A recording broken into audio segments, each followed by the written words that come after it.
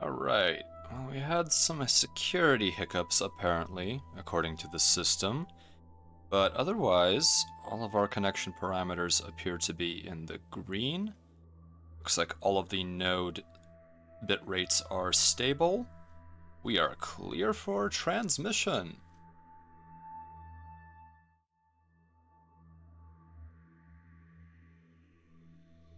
Greetings, wingmates! I hope you're all doing very well today. How's everyone doing? So, today we will be finishing up, hopefully, the Freespace 1 Great War campaign. I'm looking forward to the grand finale, and I think I will push myself in order to accomplish it. Hopefully these next few scenarios won't tear us apart and demand far too many restarts. But I think we can do this. Alright. Well, without further ado, why don't we move on to the simulation room? Because I am excited to finally hunt down the Lucifer.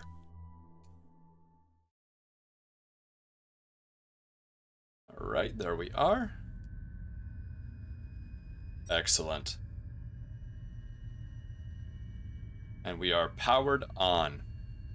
So, to anyone joining us, Freespace is a game where humanity is fighting against an alien species known as the Shivans, who have invaded their I suppose, territory, and are currently on a campaign of, for lack of a better term, genocide. Although it is completely incomprehensible what the motivations of the Shivans are. So we are getting towards the end of this campaign where our backs are against the wall. There are very few jump nodes or systems left before the Shivan Armada can reaches Terra. And once Terra is glassed by the Shivans, that is game over for humanity. So, let's continue the campaign. I will be quiet during the briefings, which should be loading shortly. Ah, we have a cinematic. There is little left for us, little time, but much irony. We did discover they are not invulnerable. The destroyers that darkened our skies like a plague can be harmed, but we have no way to deliver the hurt. We have the knowledge, but not the means. And so this is our legacy. In subspace, they cannot use their shields. And into subspace, they can be tracked.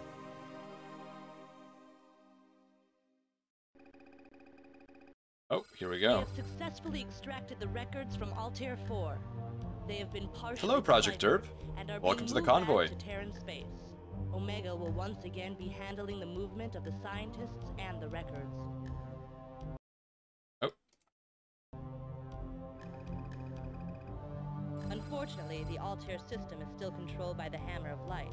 One of their flagships, the Anvil, is stationed here, and has gotten word of our presence in this system.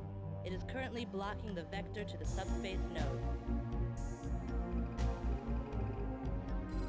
The Anvil carries with it a powerful contingent of Vasudan fighters. Intelligence reports 2 squadrons. One of advanced Toth space superiority fighters, and one of Horus interceptors. These fighters have defended the Anvil well.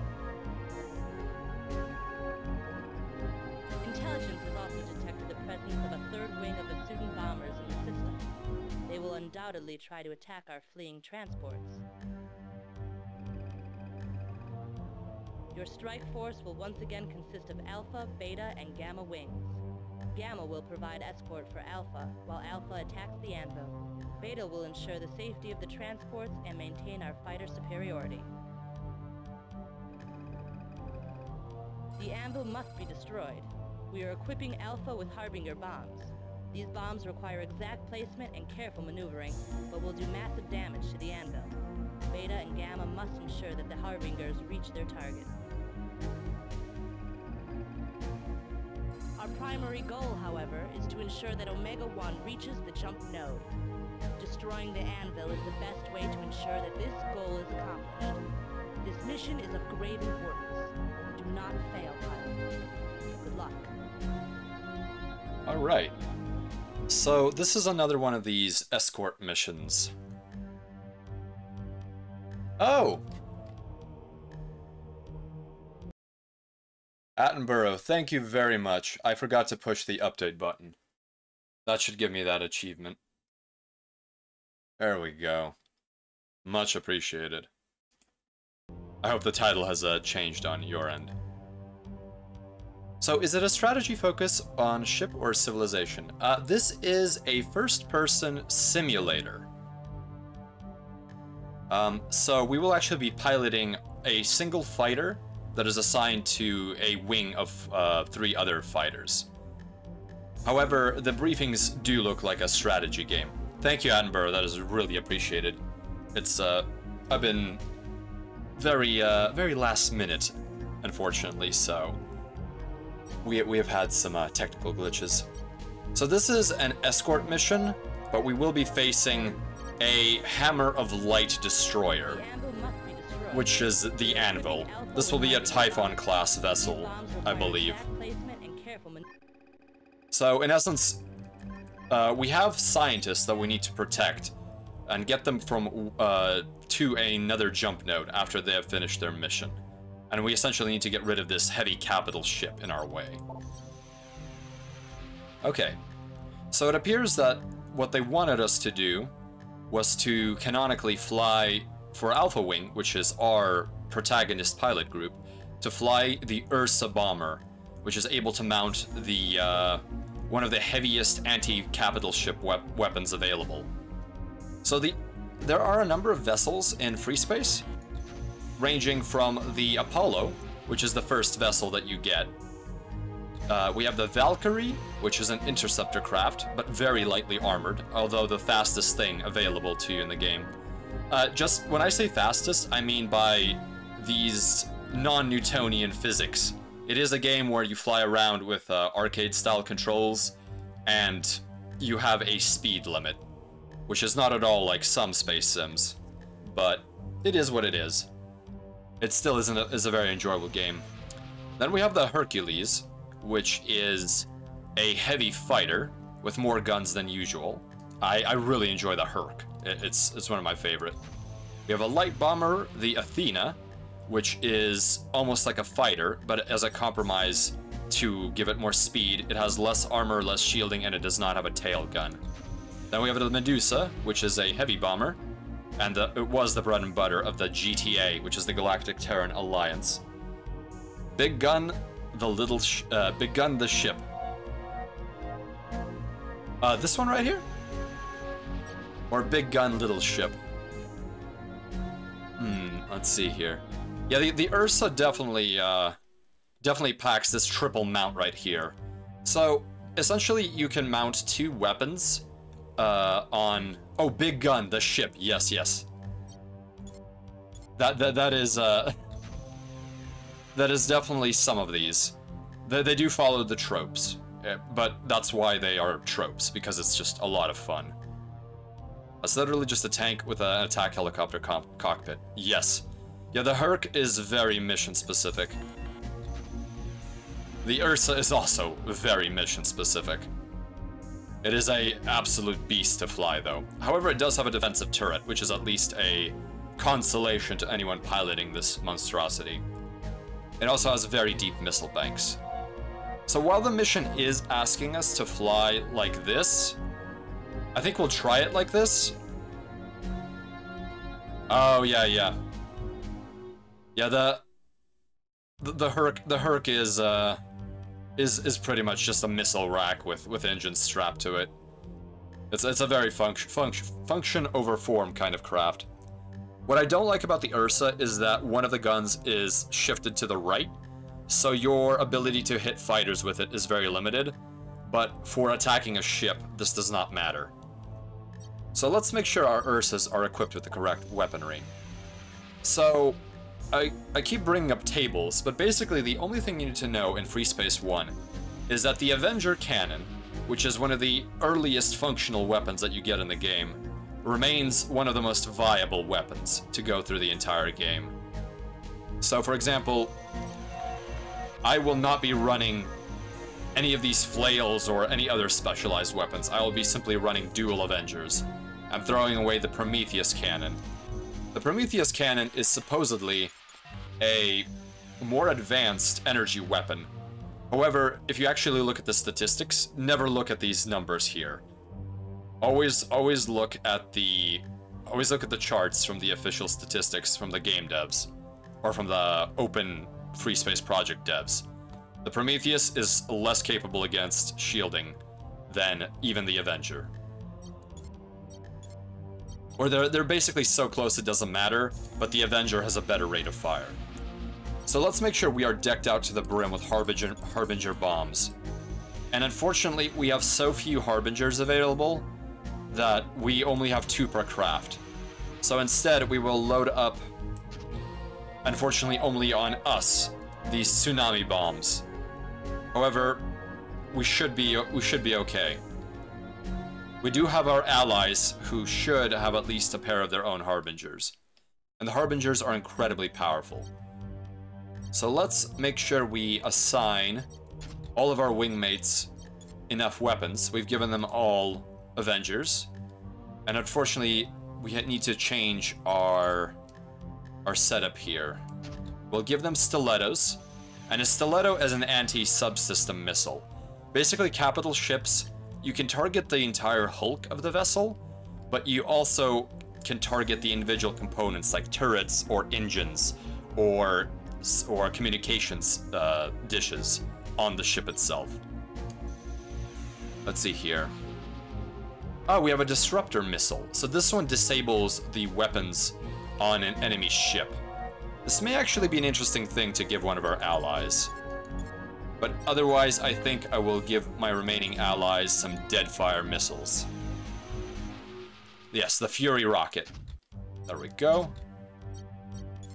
So now... Oh, unfortunately, we are running low on munitions. We're gonna have to manually equip Alpha 3 and Alpha 2 with Prometheuses, since they are the next best weapon available, compared to the Avenger. There we go. Maybe real good against heavy hitter ships. Yes. These subsystem missiles are fantastic against big capital ships, and you will see this soon enough.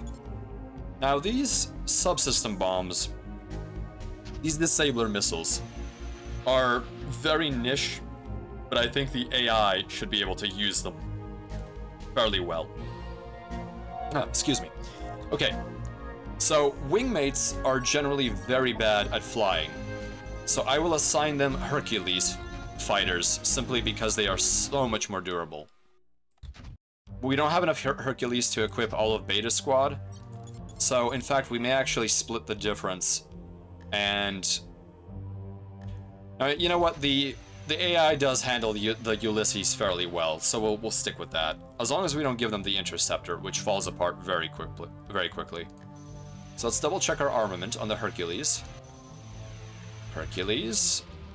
Anything but the flail. The flail is exclusively a weapon that is meant to disrupt the flight patterns of other fighters. It does almost nothing against their actual shielding, or their hull, or against capital ships. And unfortunately, all of Gamma has been equipped with the flail for whatever reason. But they do have the Banshee available. Actually, we can equip... Okay, Beta is properly armed, Gamma is properly armed. Actually, let's... How many more Prometheuses do we need? I think we'll be okay. And they are unfortunately running MX-50s, which are horrifically ineffective missiles in their second banks. So we will reassign a different type of missile. So Gamma 1, we will give him the... Well, I should just give him more of these. The Interceptor missile is the bread and butter anti-fighter missile. Let's see, and Gamma 4 doesn't have as many, but I think this loadout will be excellent. Alright, we have done our best to set up what I think is a smart layout, although many Freespace veterans may comment otherwise. However, let's give this a go. Right, so we must protect Omega 1 and we must destroy this destroyer. Enemy wing has just arrived. Alright, here we go. So that is our first bank. Let's equip the Harbinger missile. And there is our second Avenger bank.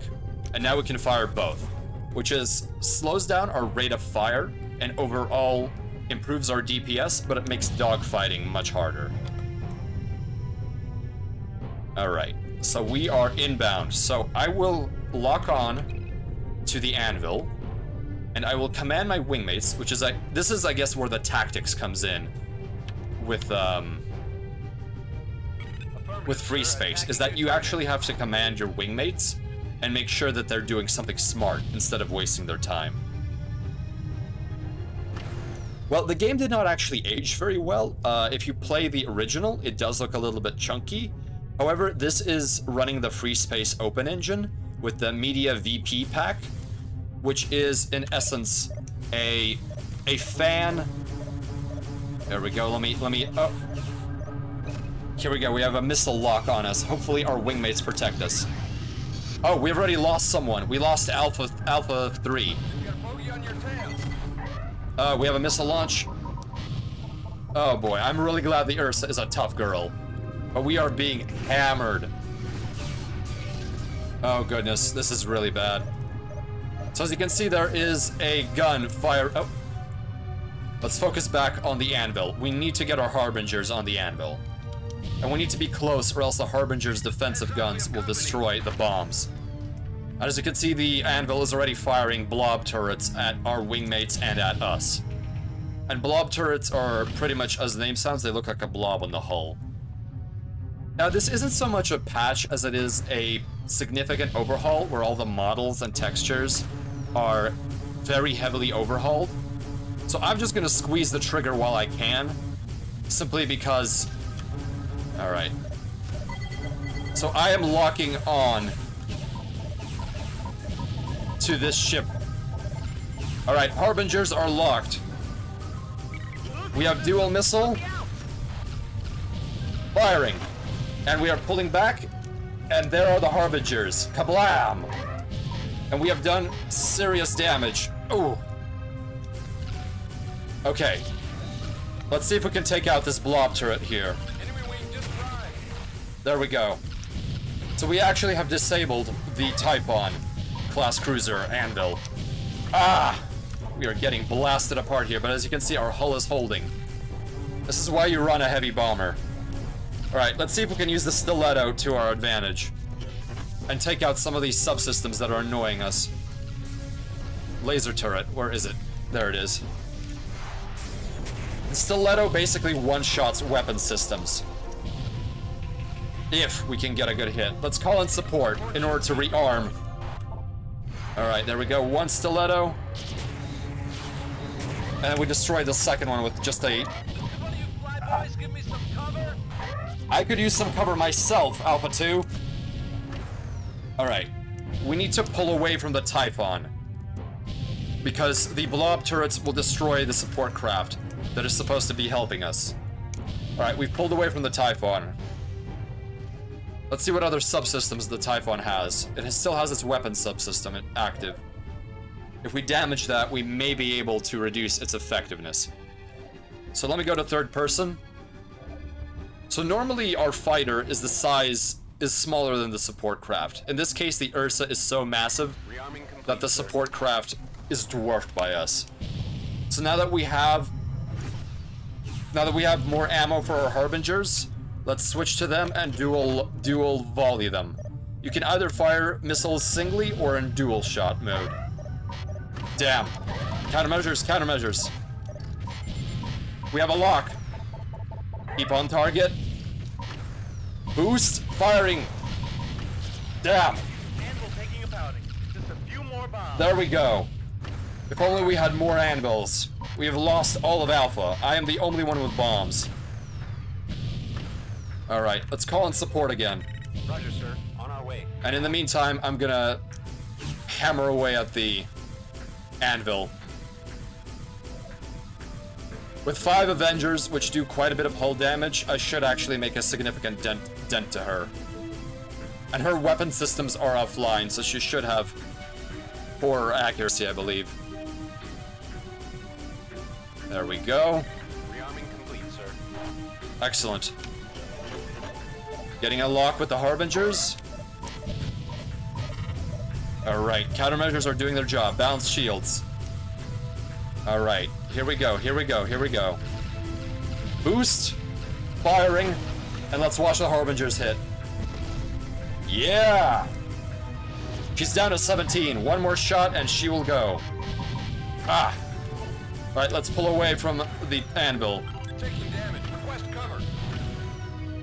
Alright, we need to make sure that wing gamma... No, never mind. We need to actually select Omega if we want it to be protected. So let's call in support. Roger, sir. On our way. And in the meantime, I will hammer away with my main guns. The anvil is essentially disabled. Okay, so Omega is gone. All we have to do is knock out the anvil. So the last couple of percent, fighters are not allowed to destroy by the mechanics of the game. So we will need the reload in order to complete this job. The last two Harbingers should make quick work of the Typhon. Rearming complete, sir. Alright, we are loaded. Let's switch back to the Harbinger. Oh, there she goes anyways. We've got to pull away or else she will take us with her. Oh, here she goes. What a beautiful sight.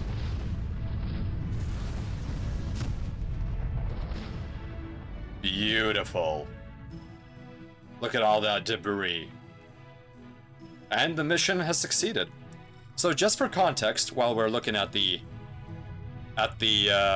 wreckage, essentially that ship was representative of the Vasudans, who are an alien race that the GTA, the Galactic Terran Alliance, was fighting initially. In essence, once humanity expanded out from its homeworld, it encountered alien life, the Vasudans. And unfortunately, due to our inability to communicate or understand the Vasudans, humanity got into a long, protracted, great war with them. And, however, with the arrival of the Shivans in the civilized sector of space, all of that had to stop. And there was an alliance formed between the parliamentary Vasudans and the GTA. However, there is a faction of the Vasudans known as the Hammer of Light, which has a belief in the prophecy in which the Shivans, or at least a race that matches most of the descriptions of the Shivans, is essentially their saviors. Alright, let's jump out of here. Oh, so in this sense, the Hammer of Light is not an ally of the Shivans, but they are a co-belligerent. They do their best in order to stop the loyal Shivans, loyal Vasudans, and the Terrans. Your achievements have been noted, and you are duly awarded the rank of Lieutenant Commander. Mission accomplished, pilot. We haven't yet been briefed on the full importance of the ancient records, but Terran Command is extremely pleased. Further orders are expected soon.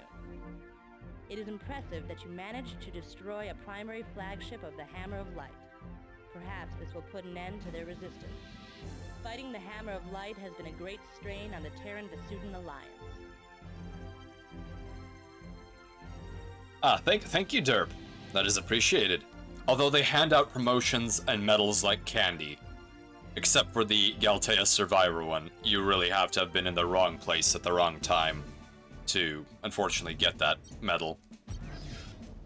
Alright, do they have any recommendations for us? But once again, Command is patting us on the head. And that is what we call pod racing. Okay, let's see what our next mission is. We are getting very close to the end here.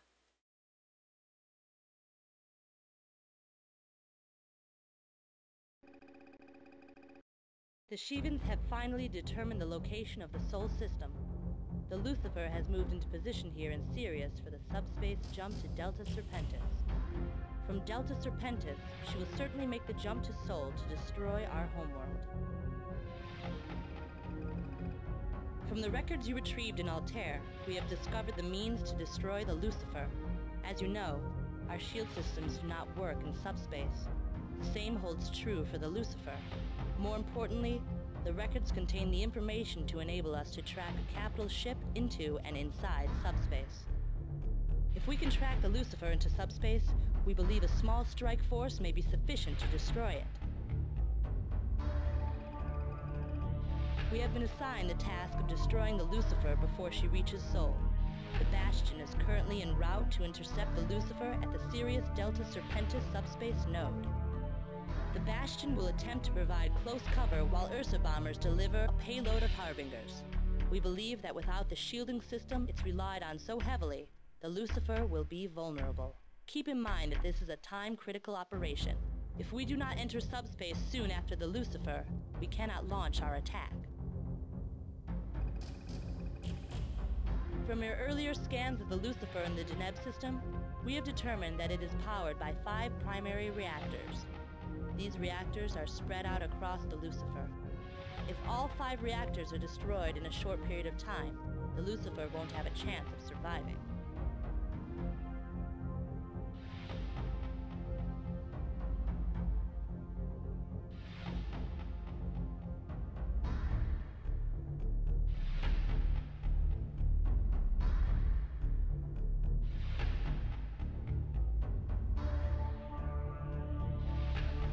There we go. We don't I thought have it was much stuck. time. Report for mission briefings immediately. Okay. So we are getting very close to actually engaging the Lucifer in combat itself. So the big issue is that the Lucifer is a very unique Shivan planet killer vessel, but it also has shielding, which no other capital ship has had before, neither on the Terran or Rasudan side or in the possession of the Shivans. And that shielding has so far been impenetrable to all known weaponry. So, if we can fight the Lucifer in subspace, which is the jump technology within the Freespace universe, we should be able... the FTL technology, I should say, rather. We should be able to actually destroy it. However, we will also not have shields. Okay.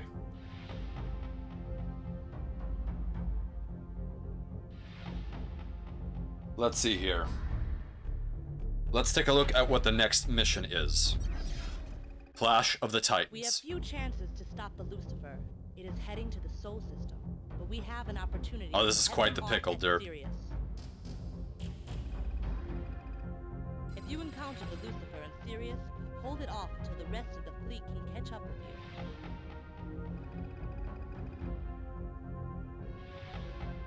Okay, so this is another escort mission, where we have to do our best to keep the Bastion as intact as possible. So we will be likely using the Valkyrie Interceptor, if they are available to us.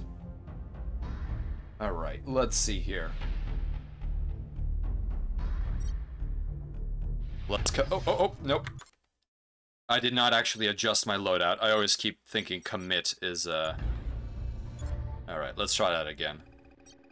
Let's continue, and let's do our ship selection. So, this is not what I would have done. I would not have equipped any of these squads with the Ulysses. The Ulysses, while it is a good dogfighter, it is not a good interceptor. So let's see here. What do we want to give Beta? I think we will... We're going to run some bombers for Beta, in case there are any cruisers on the side of the Shivans. And then Gamma can run the Herc, because that is appropriate for an AI wingmate. Alright, let's check our weapons loadout. So Alpha will be running Banshees. Let's see, I want my center line guns to be the Banshees.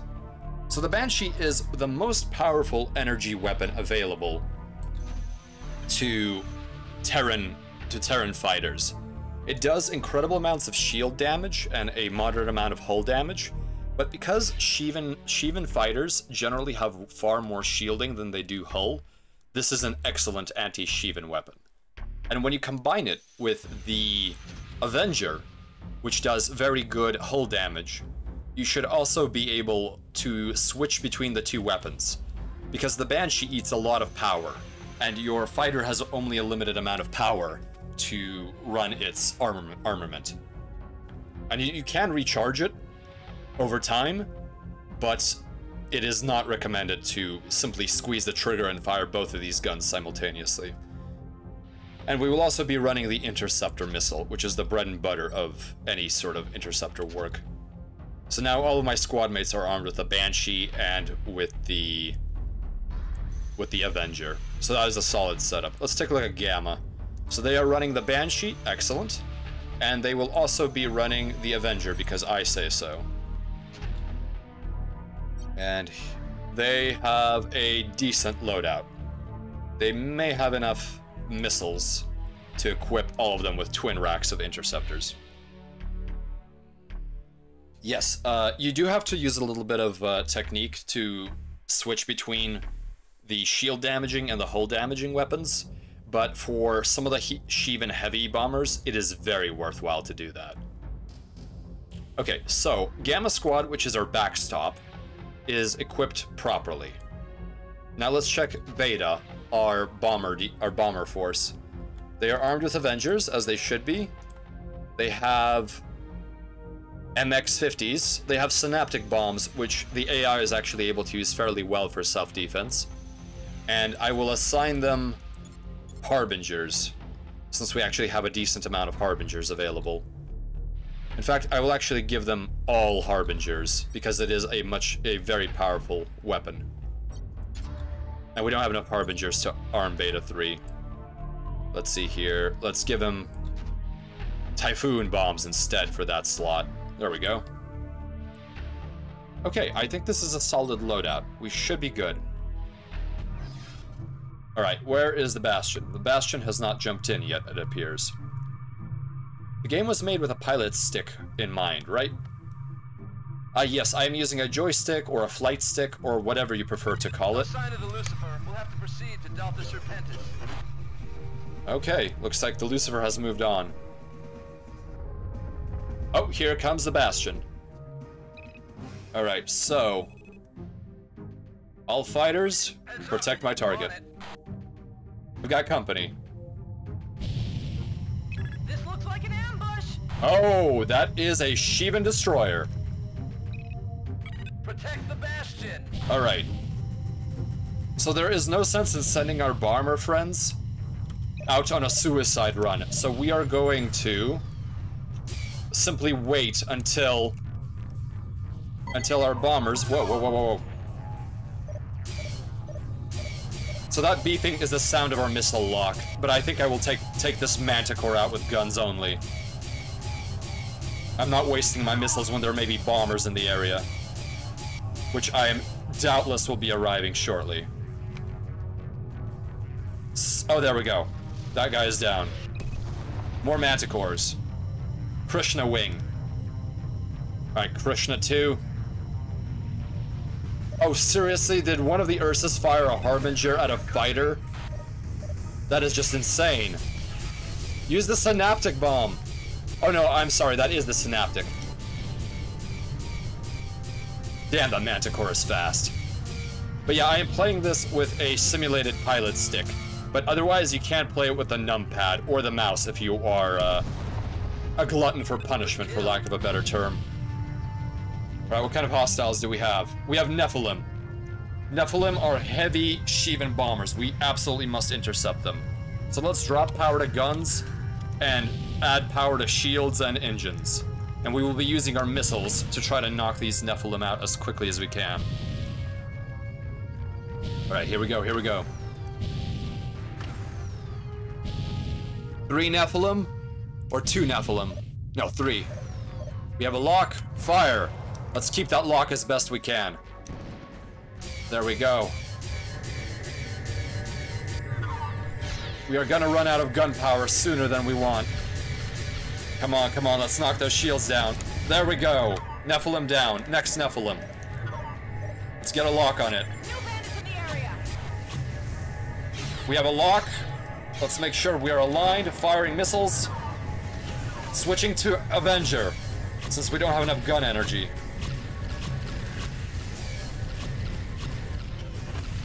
There we go. Alright. No, is that a Nephilim? Wingmates, that needs to be destroyed first. Fire! Damn. Alright, we are out of energy for our Banshee. This is the Basilisk. This is the jobber fighter of the Shivan forces. It is big, it is slow, and it is not very durable, but there are a lot of them. Alright. Come on, come on. There we go. More Manticores inbound. There are so many enemy wings coming in. Come on, come on. Let's see who we have. Hostiles, hostiles, hostiles. Alright, we have more Nephilim inbound. I'm gonna handle the Nephilim. What's your back, sir? Damn it. Come on, come on. Oh, damn. So we can actually shoot down the Shivan bombs. Ah! Damn the shockwave. No, no, no, no, no, no, no, no, no, no, no! Ah! Alright, where are the Nephilim? Come here, come here. We got a lock. Alright, let's switch to the Banshee. Let's bust those shields right open. Come on, come on, come on, come on. Go down already. Damn, the Nephilim are really shielded. Liberty is dropping. We need support. Damn, Bastion is taking heavy fire. Where are the Harbingers? Oh no, he got another bomb in. Damn it. Come on, come on, come on. Where the hell are my wingmates? Come on, come on. Come on, come on, come on. Just go down already, you Nephilim bastard. Okay, we may not accomplish that objective for keeping the Bastion above 35. Where the hell are the... What else is coming in? Another Nephilim. I'm gonna let my wingmates handle the rest. Come on, come on. Alright, here we have bombs. The bombs at least do not accelerate. That is the main... No, no, no, no, no, no, no, no! Oh, this is bad. Oh, this is bad. We may fail this. Oh, jeez. Oh, no, no, no, no, no, no, no, no. I really hope that the Bastion holds together. I really hope the Lucifer doesn't show up after this fighter wave. I hope that is not the case either. That would be very, very bad. Damn, someone's got a missile lock on us. Alright. Yeah, so one of the mechanics in this game is countermeasures. Basically, those have a chance of having a missile that's locked onto you deflect away from you. But you cannot use them too early, or else the missile will not lock onto the correct target. Damn. Okay, this is... No more Nephilim. But we do have this blasted destroyer, which is right on top of us. I think we've lost this mission. I think we have. Damn, missile inbound. Oh, the Bastion is about to blow. This is not good. This is not good. I think what we will try next time is having the former Ursas actually be Hercules fighters. Oh, goodness. Oh, this is bad. This is bad. Yeah, Bastion's about to blow. Let's just watch her explode. We've lost this. Hope is lost. Oh, no. Well, fleeing from the battlefield. Here she goes. The Bastion has been destroyed. Return to the Delta Serpentis. Oh, no. Ah! Thousands of lives lost. Oh. But it did significantly damage the Tantalus. Alright, Let's jump out of here and restart the mission with a different fighter loadout. Oh, a command is going to rip our ears off. The Bastion has been destroyed. There is little hope of stopping the Lucifer at this point. This is the saddest of days for the Alliance. The Lucifer is expected to reach Earth in 40 hours. 40 hours, that's all Earth now has, because of our failure. Alright. Let's replay the mission. Yes, 07. This is truly a tragic day. Okay, so Alpha's loadout is decent. Let's take a look at... Let's run Hercules fighters for Beta Wing. Honestly, with enough fighters, you can actually take down a capital ship, even if you don't have Harbinger bombs. So let's take a look at Beta. They are running Avengers, and now we will give them... We'll give them Prometheuses, since we don't have enough Banshees to equip everyone. And we are out of Interceptors, so we will give them a Hornet missile, which the AI is fairly capable of using. Okay. So we have Hornets, and we have Interceptors. And of course, Beta is out, so we will equip them with Interceptors. We don't have enough to arm Beta 2 and 3. Okay, I think this loadout is a little more rigged for interception. Yes, they are quite depressed. I mean, 40 hours left for everyone on Earth to live. Unless, of course, they evacuate, but even the Shivans interfere with those efforts. Okay, so this is going to be a more challenging scenario than I thought. I will definitely have to have Alpha 2 and 3 stick with me. And I'll have to make sure that they actually target the Nephilim as soon as they jump in. Alright, let's commit. So, we need to make sure... Oh, that's right. Delta is not in the area yet. Or Gamma Squad. No sign of the Lucifer. We'll have to proceed to Delta Serpentis. Alright. Let's target friendlies. We're targeting the Bastion, so... All fighters... Protect my target. Yes, sir. Heads up, we have company. This looks like an ambush! Alright, here we go. And there's the Tantalus again. Protect the Bastion. I'll try this time. The Bastion is so big that even with our full thrust, we have difficulty actually getting into position across it. Alright, let's switch to the Avenger for this. I don't really care what gun I'm running right now. Especially not for these Manticores.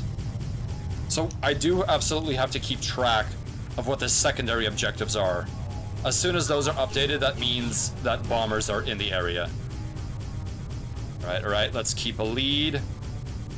Damn, the Manticores are so fast. Let's switch to the Banshee. It has better convergence ahead. Enemy wing has just arrived. Alright. Who is Arjuna? Nephilim. So, I want Wing Alpha, destroy my target. Sir, attacking your target. Beta can handle the rest. Let's see, Wings. We can't call in Delta yet. Alright. We are doing our best to get to the Nephilim as soon as we can. Alright, here we go, here we go. I should be able to lock on at 1,250 meters.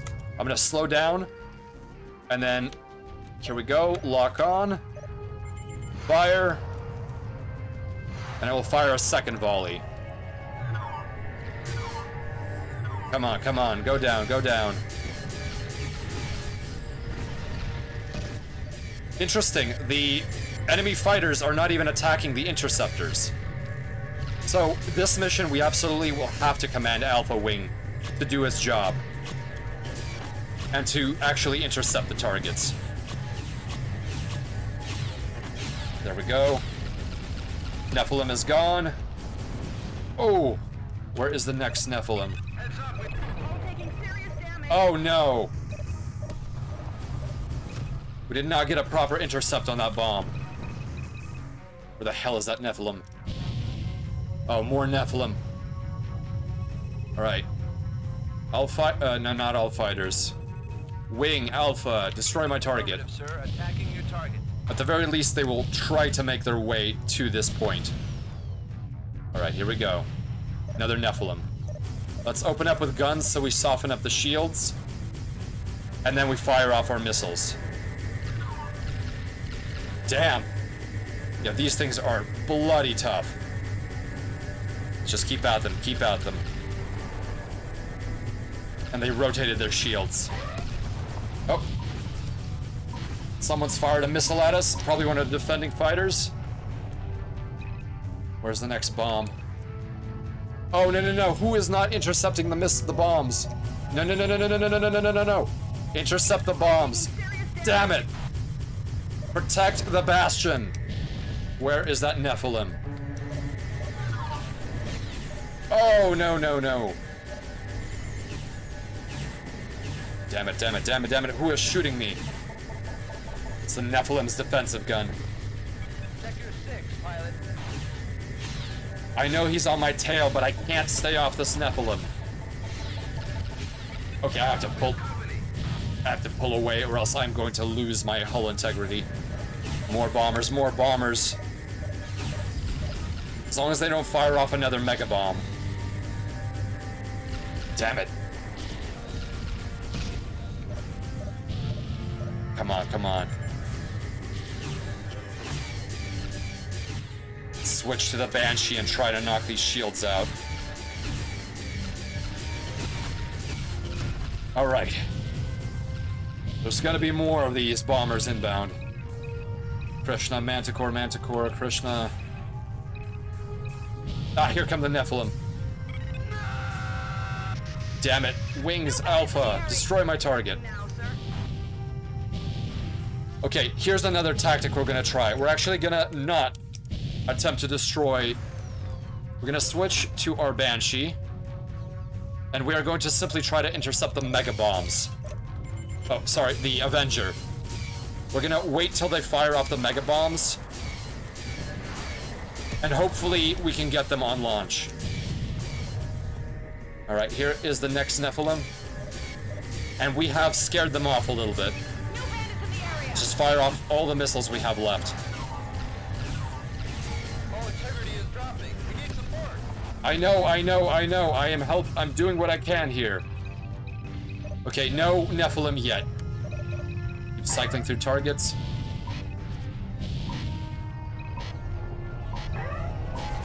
Damn it. Stay in my sights.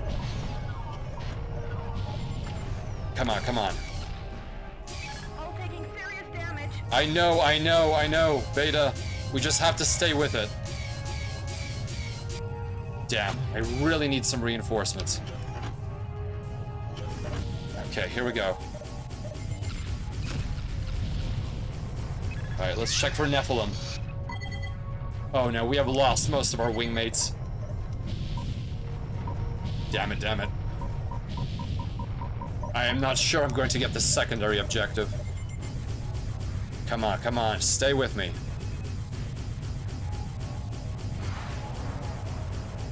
And even the missile is not really doing very well. We are out of missiles. Come on.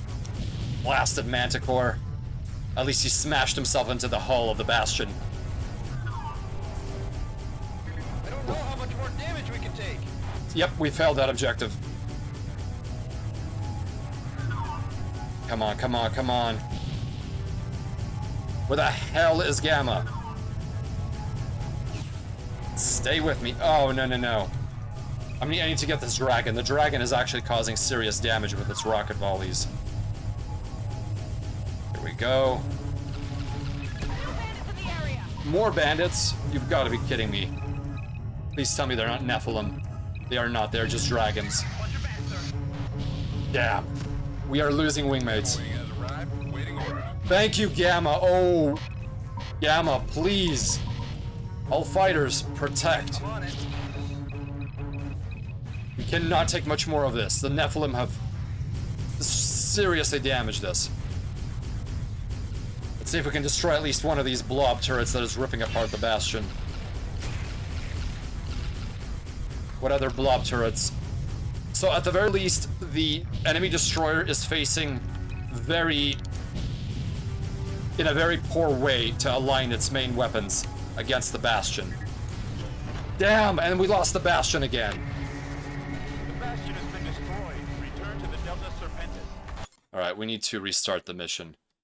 Alright, this is definitely becoming more difficult than I expected. One second, let me pause and think about some of the tactics here. Okay. Let's see here. So, what can we do? Should we destroy the Tantalus? Because the Tantalus is a serious threat. The small fighters are not that much of a problem to the Bastion, relatively speaking. But the bombs, it's the bombs that are really ripping us apart.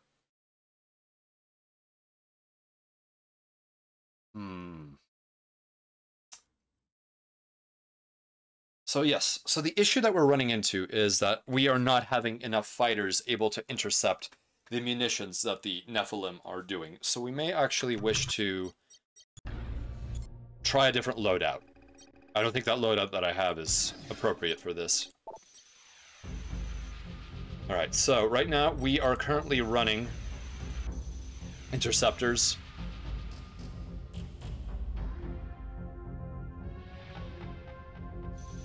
I think I may actually drop the Banshee for my own personal craft, simply because I'm having trouble managing the energy usage.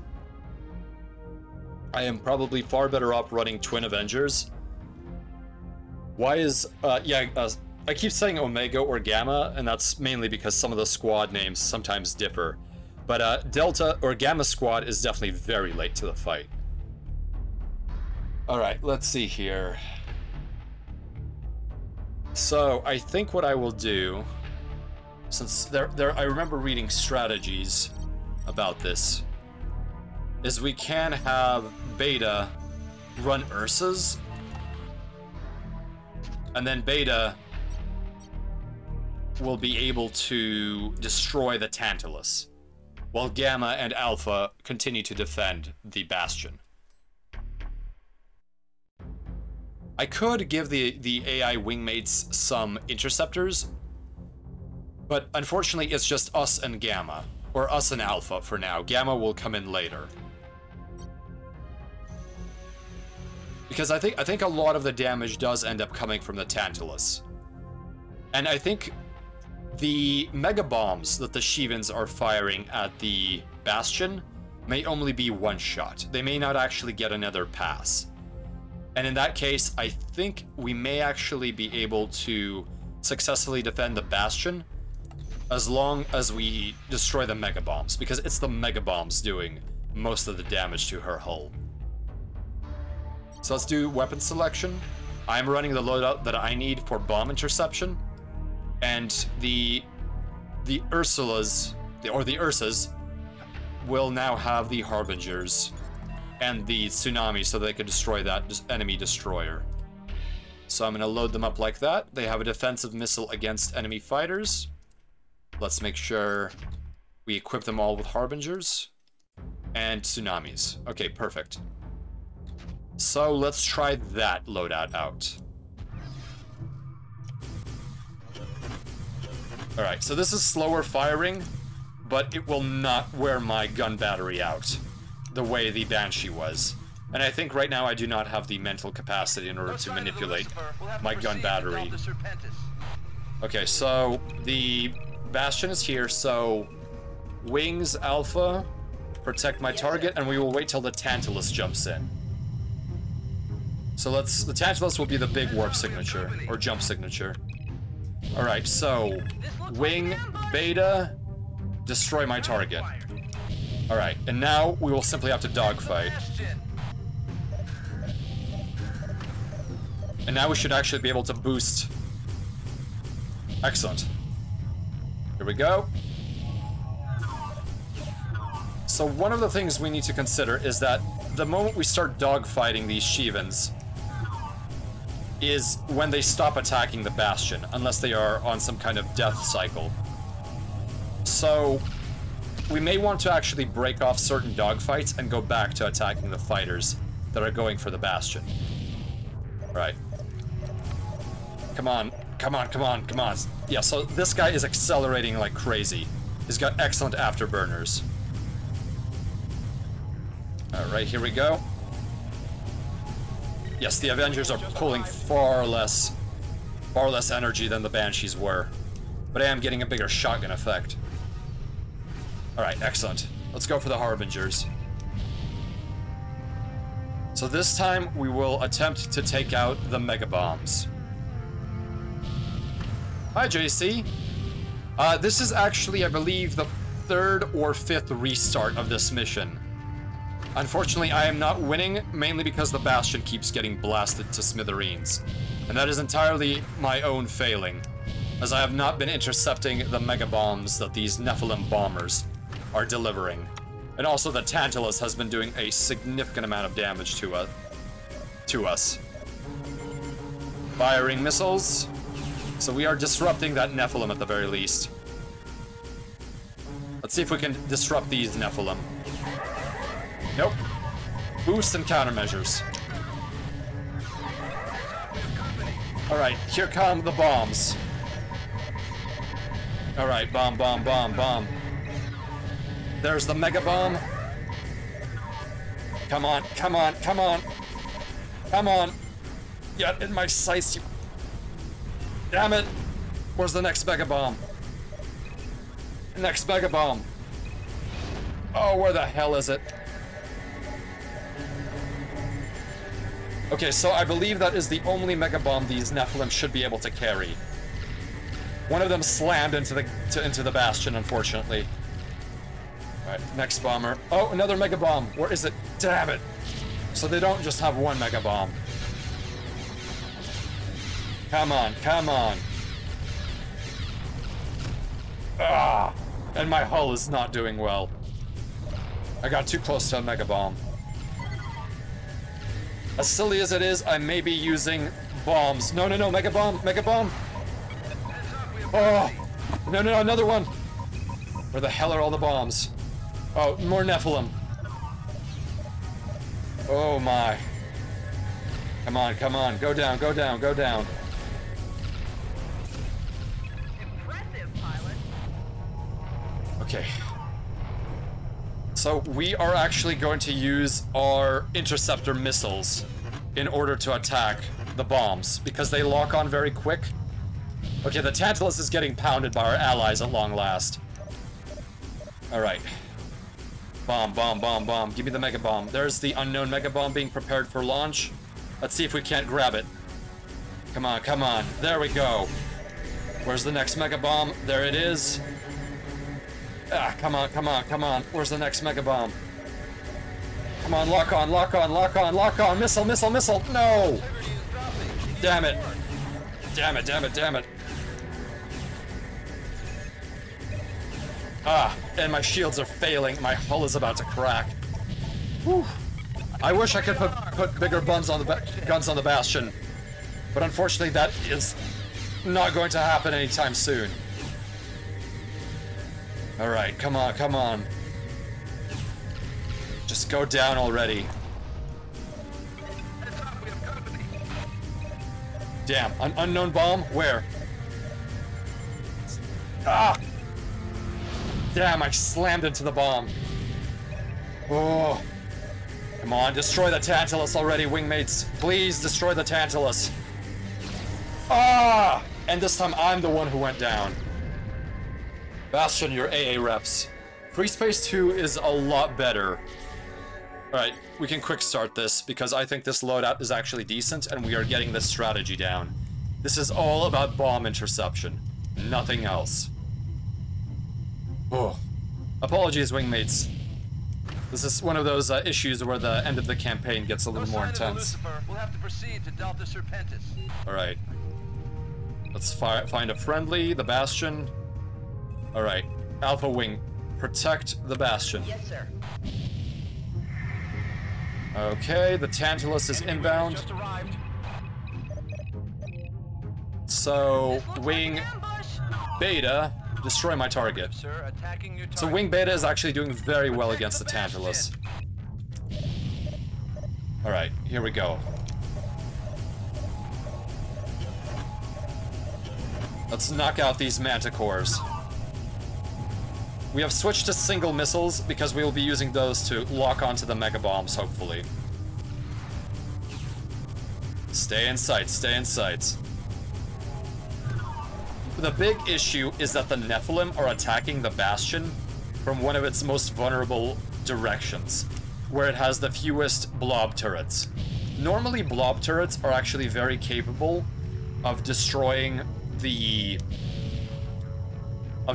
any bombs that are inbound, but the facing upon which these bombs are coming for, the non-broadside, has very few blob turrets, which is a huge issue. Alright, here are the Nephilim. Incoming Nephilim. Here we go, here we go. Alright. Let's find those mega bombs. Just keep slamming the B key. Hopefully they will launch sooner than later. Just gonna try to disrupt them a little bit. There you are. The blasted manticores are after me. Ah! Alright, bombs, bombs, bombs. Let's show me some bombs. While I dodge and weave these blasted manticore missiles. Oh, I see. I've disrupted the formation very heavily. Oof. Alright, we have a mega bomb on the field. Where is it? Give me a lock. Give me a lock. Damn! Come on, give me a lock. Ah, that blast knocked us away. Alright, next mega bomb. Damn it, auto-target the bombs! Ah! And more bombs. Blast it. Oh, no, no, no, no, no, no. Stay away from the Bastion, you absolute monsters. Come on, come on. Stay away from her. I've grown to hate these mega bombs so much. Oh, this is one of the hardest intercept missions I've had to fly. The Shivans really waited till now to pull out all the punches. They are not pulling their punches. Yes, there is a lot of light. This is an overwhelming light show. Give me the next bomber. Oh, another wing. Okay, the Ursas are doing their job. So I'm gonna plop myself here and just hammer away. I don't care anymore. I am going to be in the way of the Bastion, and hopefully the missiles, the mega bombs, will come towards me first. Alright, they are clearly having to dodge now. Alright, come here, come here. Oh, there's a mega bomb. Firing, another mega bomb. Okay, so that is the trick. You also cannot be too close. Oh, one of those mega bombs survived. Come on, let's use our guns, let's use our guns. Please hit the damn bomb! All integrity is dropping. We need support. Damn it. Okay. So that trick works, but we should have learned it earlier. Alright, let's knock out these blasted bombers. Accursed Shivans. Red-shielded hell spawn. Okay, the Tantalus is down. New bandits in the area. Which ones? Which new bandits? Please tell me they're not fighters. That is the last thing I want. Come on, go down. Go down, next bomber. A mega bomb, damn! Damn, these Nephilim. Bastion is almost below 35. Oh, damn this blast wave. For the Emperor! I am becoming a turret Alaric. Emperor, protect. No, no, no, no, no, no, no, no, no, no, no, no, no. Okay, I'm gonna pause this for a second, okay. More of these blasted Nephilim. Alright, I'm going to have my Ursulas. Wing Beta destroy my target. Sure, they're bombers, but they'll do intercept work. If they have to. Where's the Mega Bomb? Where's the Mega Bomb? Give me the Mega Bomb. Come on, come on, come on, come on, you son of a bitch. Stay in my sights. And my shields are failing. There we go, there we go, there we go. Ah, Bastion's at 35. We failed our bonus objective. Where's the next bomber? There is no next bomber. We may be able to mop up with these basilisks. Here we go. At least the Ursas are fighting with us now. Where's the next hostile? Here we go. And I think we have failed our secondary objective. But at the very least, we have succeeded in destroying the... New hostiles in the area. Oh no, any bombers? No new bombers, at least. So the Tantalus appears to be the home base for the Nephilim. No bombers yet on my scanners. Alright, let's target a friendly... Actually, let's let the squads do what they need to do. They usually default to fairly acceptable tactics. Alright, come on. Now I want my secondary Avengers. They have a better convergence pattern. Come on, come on, come on. Match speed, match speed. Alright. There we go, buddy. The dragons are not a problem. Scorpions and manticores are. Alright. Rama Wing is down. New bandits in the area. No new bombers. Nope, Shaitans. Damn it, I thought I was in the clear. Alright. Beta Wing, I need your help. Alright, we're gonna have to put everything into afterburners. Where's the Shaitan? Come on! Beta! Alpha, where are my reinforcements? Oh no, bomb, bomb, bomb! Damn! Damn it! Where's the next bomb? Come on, come on, come on, come on, come on. I'll take anything at this point. Just give me a lock on the next bomb. Oh. No, no, no, no, no, no. Do not go below 12%, Bastion. Do not go below 12. Blasted Shaitans. Come on, come on. Bastion is at 9. Come on. Don't do this to me. Come on, come on, come on, come on. Ooh. Come on. Bastion is at 8. Please don't fire another Mega Bomb. Why did another wing of Shaitans jump in? Out of all the damn bombers you could have, why Shaitans? They are so hard to hit. Come on, Bastion. Keep it together. Come on, old girl. Give me a lock, give me a lock. Ox 2. Okay, where's the next Shaitan? No more Shaitans. Vishnu. 2 more dragons. Ooh. Keep it together, girl. Come on, come on, come on. I probably should not be. We need more than rearmed. We need reinforcements. Why the hell is this capital ship only protected by this group? We need more wings. Oh.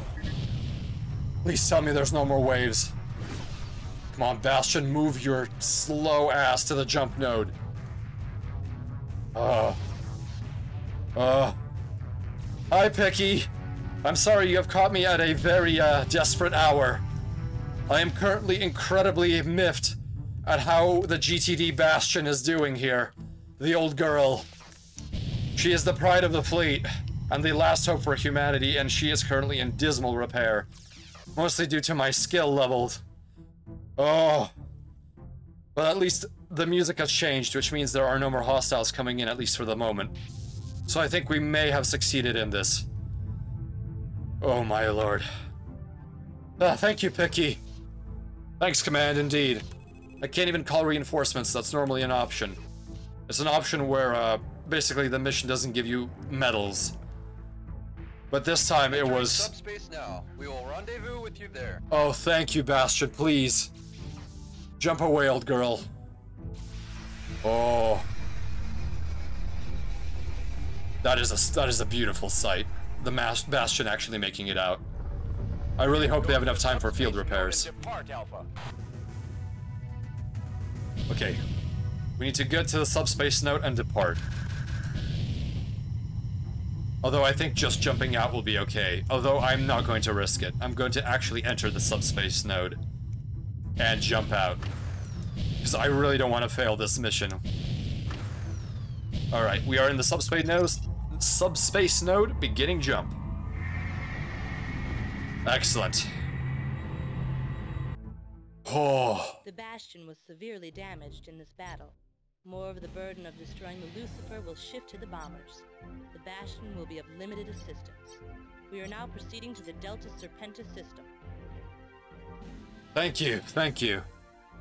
While the recommendation from Command is try to destroy all the bombers before they reach the Bastion, I do not understand what Command is smoking. I literally do not have the firepower to knock out the Nephilim that fast. Maybe if I was running the correct kind of bomber interceptor missile, that would actually work. But I should have thought of that ahead of time. Oh. You know what? Command isn't the one saving humanity. So, I'm going to simply accept that this is the best I could have done, given all of the circumstances. Alright, allow me to drink some sim water. This is causing me to lose my reserves of moisture quite rapidly. Ugh. Wow. Honestly, I think that some of the final scenarios in Freespace 1 are harder than pretty much any of the other ones. That has only been my experience. Some others may judge differently. In a few minutes, we will be entering the Delta Serpentis sector. We will then begin the most important engagement in our history. We will fight for the very survival of Earth. Our plan is to rapidly close the distance with the Lucifer so that the Bastion will be able to enter subspace just behind her. Once in subspace, we will attack and destroy the Lucifer. Your task will be to provide cover for the Bastion so that it can quickly converge on the Lucifer. That destroyer must be stopped at all costs. Failure is absolutely not an option here, pilots. Good luck.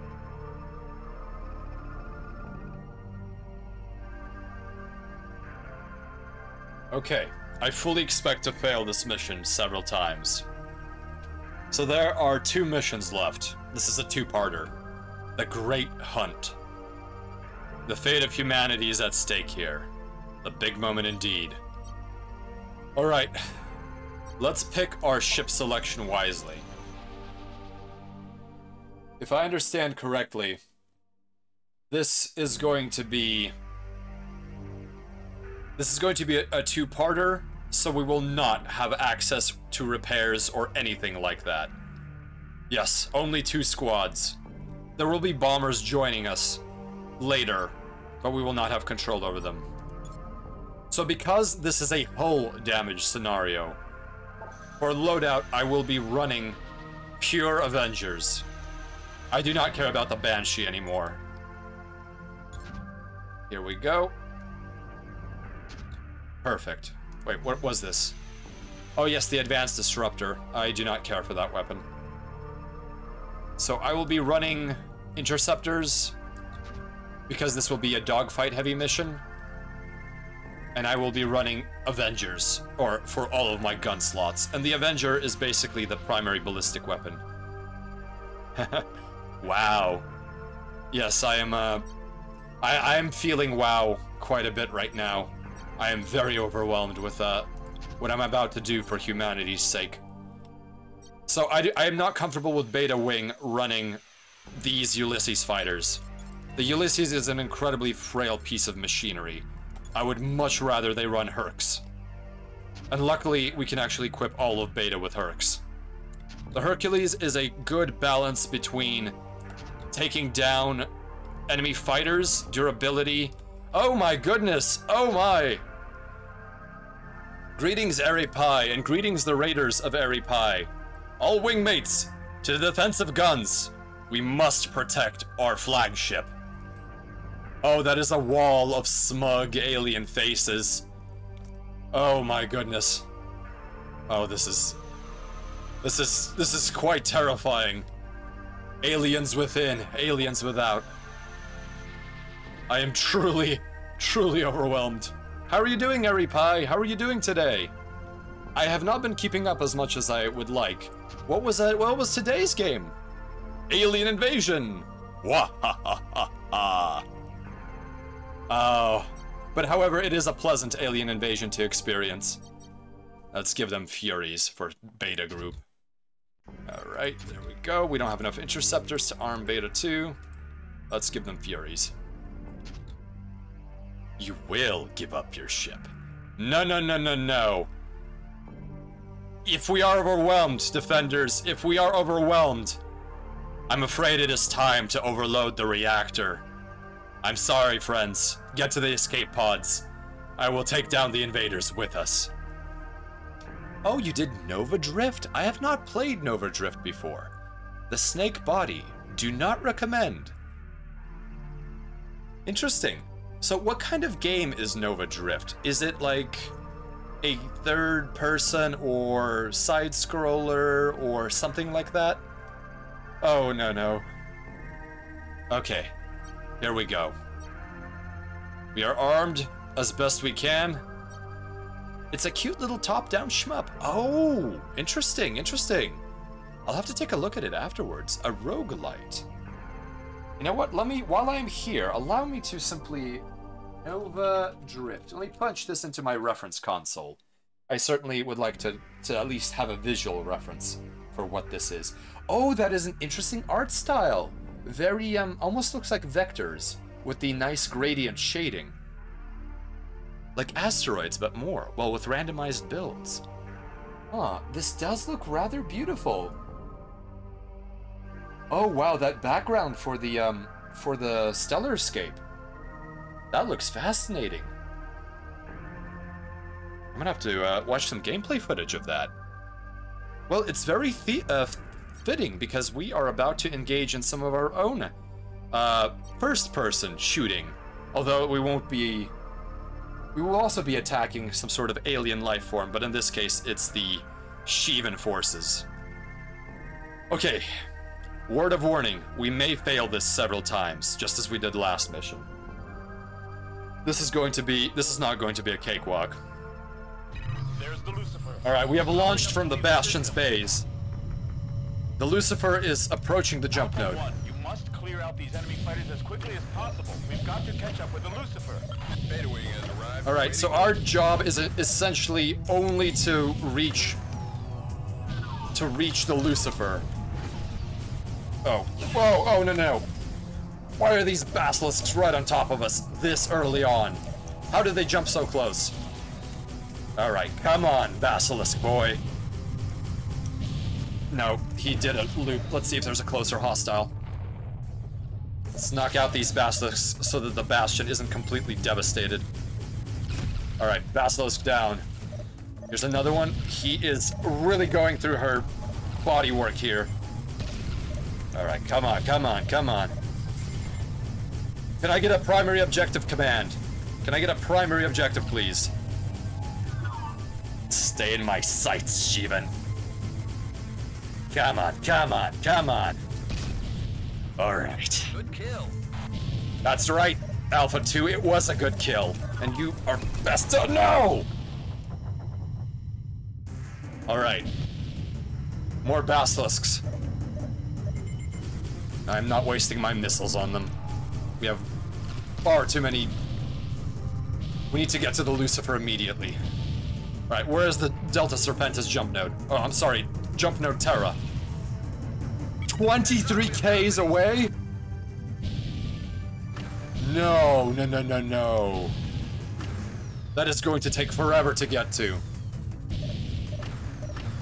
Alright, the Bastion can do fine on her own. Alpha, Beta, we are pushing forward. As long as we do not leave any of these Shivans intact, the Bastion will be safe. Come on, come on, come on. This is why I love the Herc. The quad guns are No use. The Bastion will never an absolute joy to You'll use. have to go after it yourself, Alpha 1. We're launching 4 Ursas armed with Harbinger bombs. We can only pray there'll be enough. So We are readying 4 Talks to help provide cover. As soon as they're ready, we'll deploy them. Thank you. Get the Manticores. So we need to proceed ahead to the jump node. Whatever. I'll let my wingmates handle it. We need to get to the jump node immediately. Watch your back, sir. What? Who is on my back? Damn. Manticores. Manticores are not the most frightening craft that the Shivans have, but it is a step above the Basilisk that we were fighting. Alright, I'm gonna have to use missiles on this. You have roughly 10 minutes to reach the jump point. Beyond that, you will not have enough time to defeat the Lucifer. Damn it. Godspeed, Alpha. 10 minutes to reach the jump node. Alright, let's see what we can do. Wings. Let's just make sure everyone, so... See, all fighters. Form on my wing. Roger that, sir. Alright, we are gonna push this into afterburner mode. So for anyone who is not aware of what's going on, right now we are members of the GTA Navy, which is the Galactic Terran Alliance, and we are fighting for the defense of humanity against the Shivan invaders. Allied with us are our former enemies, the Vasudans, who have now provided us with some reinforcements. Incoming Shivans! Enemy wing just arrived. Alright, let's get them. More dragons! I'm getting hammered here. The Shivans have a super destroyer, and a destroyer in Freespace parlance is the heaviest possible capital ship class. But the SD Lucifer exceeds even that. It also has a shielding system, like these fighters do, but it is impenetrable to all known weaponry of both Terran and Vasudan forces. Come on, come on, let's get these knocked out as soon as humanly possible. Let's knock him out, let's knock him out. Who is attacking me? There's a damn dragon on my tail. You know what, I've had enough. Wingmates, cover me. Where is the jump node? Alright. Here, let's get to the jump node. The Lucifer is not an allied craft. Typically, the GTA does not use names like Lucifer for its designations. They are attacking your home planet, indeed. The Vasudan homeworld was already devastated by the Lucifer. The Lucifer is both a ship killer... The taunts are ready and on the way. Thank you. Enemy wing has just arrived. All fighters, form on me. Epsilon here. Don't wait for us, Alpha. Keep going. We'll try to catch up with you. Epsilon will never catch up with us. At this point, I'm just going to be bully bait. I'm going to be distraction for my allies so that they can successfully engage these dragons. At least I will attempt to be bully bait. My allies are fairly good at gunnery. Come on, come on. Give me a hand, buds. Give me a hand. I'm soaking up all this dragon fire. Taking down quite a few of these bastards myself. But the Lucifer has a planet killer beam, which will devastate the surface of anything. 7 minutes left, damn it. Come on, alright, back to it. Alright, we swung to the wrong bearing. Alright, let's go, full engine. Alright, come on. We're only gonna have 54% hull when we actually do reach the jump node. We are halfway there to the jump node. Keep running afterburners. Keep running the afterburners. Come on. Soul jump node. 9.5 away. So, the secret to destroying the Lucifer is to attack it in subspace. Subspace is the faster-than-light transport technology. Okay, the scorpions are behind me. I can afford to keep burning. I just need to get to the jump node myself.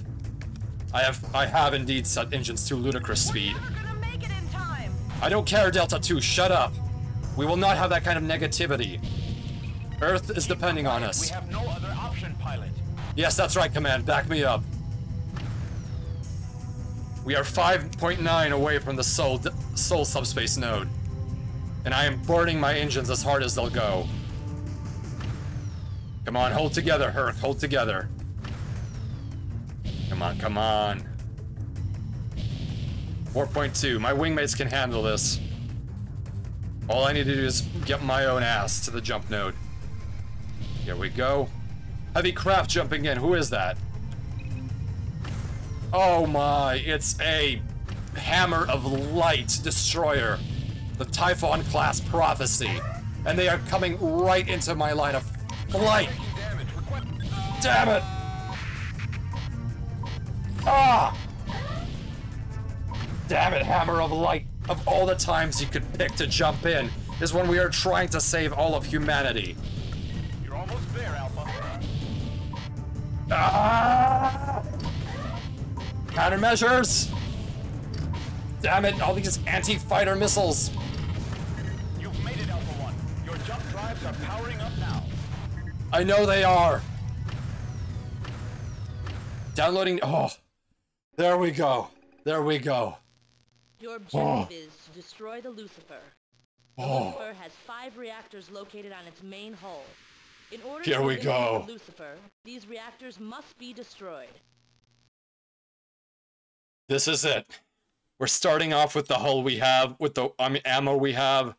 This is it. Us and the Lucifer. Bare, naked, unshielded. Here we go.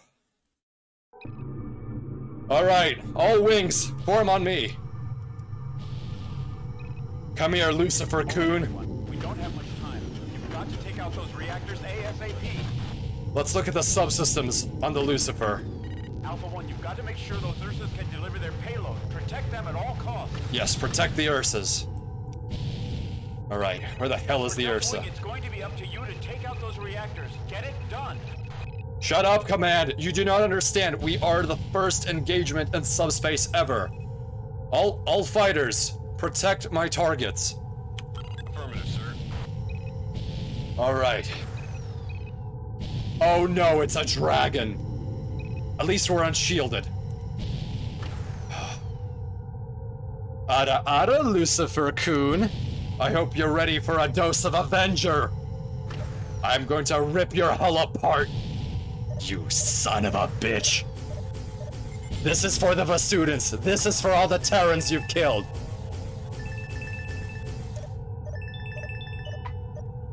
You are going to be destroyed. And the damn dragon went away. Come on, come on. Feeling naked in subspace, Shivans?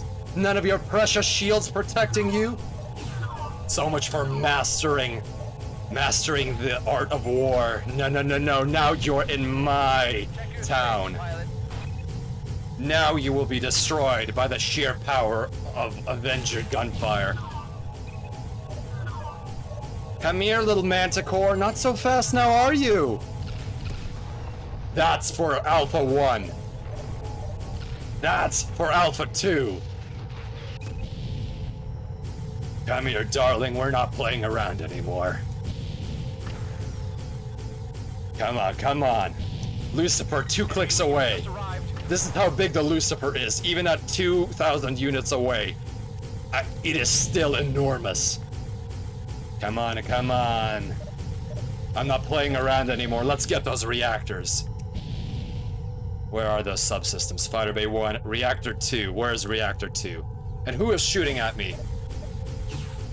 Ah, it's the Lucifer's guns. Ah!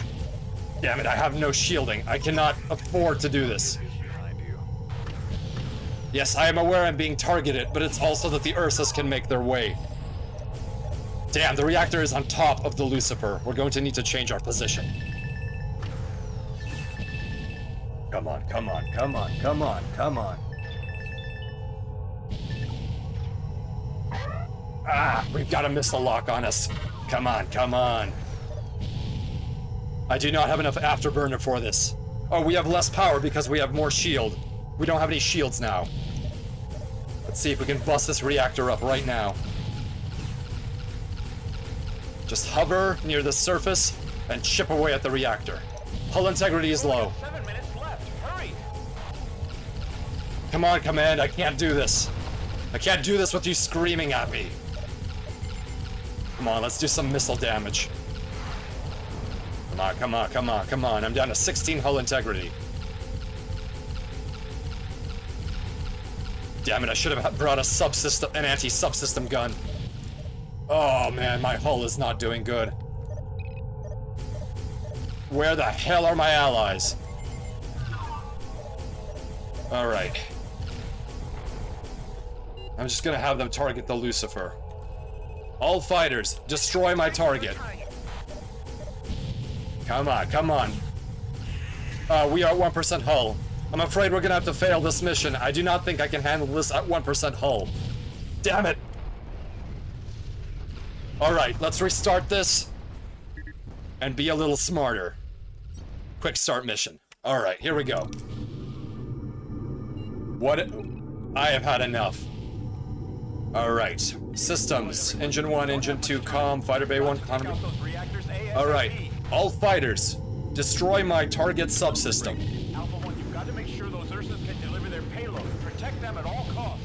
The Ursas aren't the problem here. The Lucifer alone is. Up to you to take out those reactors. Get it done. Come on, Delta Wing, you got this. Everyone, attack! Humanity is counting on us. At the other end of this subspace tunnel lies Earth and billions of lives. Come on, come on. More power to the engines, more power. Let's burn those afterburners till they melt. Come on, Dragon. Let's dance. Not so tough without your vaunted shielding, are you? Come here. There we go. The Dragons are a serious problem for the bombers. There we go, there we go. Come on, come on. Let's get a lock on you. Let's get a lock. Alright, next hostile. More dragons. Manticores. They're always after me, these blasted manticores. Come on, come on, come on. Check your 6, pilot. Come on, Ursas, get those reactors. Get those reactors. I have told you what to target. You need to destroy it. Alright. Where's the nearest manticore? He's on my tail, isn't he? There you are. Not so tough, are you now? This was also on my tail. At least they are not on the tail of my wingmates. Have to run this gauntlet. Alright, Lucifer. God damn, the Lucifer is so enormous. Enemy presence detected. Oh, thank you, Carbide. I appreciate that sentiment. I hope to not fail you. Oh. Where's the next hostile? Dragons. Come on, come on. Rip apart the Lucifer. Now we have a turret here. Let's see if we can knock out this turret. Ooh, that wasn't good. Ooh, Reactor 1 is down. Let's target Reactor 2 with our wingmates. All fighters, destroy subsystem Reactor 2. Alright, where's the next hostile? I will cover my wingmates as they destroy the Lucifer's reactors. Alright, come on, Dragon. All I need is a good pass on you with guns. And it's your problem for flying next to the Lucifer. The interesting thing is this mission is almost a throwback to Mission 1. 7 minutes left. Hurry! Where you actually did not have shields, and you had terrible weapons that could not at all take down the Shivans. So, once again, we are fighting without shields. Could one of you flyboys give me some cover? I'm coming, Alpha 3! I'll cover you as soon as I can. Where's that damn manticore? Should be right there. There you are, you're just hovering. Destroyed. More dragons. Come on, Delta, you have this. Destroy those subsystems. Damn it, there's too many of them. Too many damn guns on the Lucifer. Ah! Dragon is giving me trouble. Come on, come on. Come on, come on, come on. 7 minutes left. Alright, reactor 2 is gone. Ah! Where is that dragon? Come on, just a few good passes with my guns and he is goner. Ah! Stay with me. There we go. Alright. Let's get the reactor 3. Alright, all fighters. What? Why can you not get my subsystem? What? What is going on? What is happening? What is happening? Oh! The Ursas did it! We destroyed the hull! We didn't even have to get the reactors! They did enough hull damage, and we did enough reactor damage that is going up. That's it. The Lucifer is falling apart.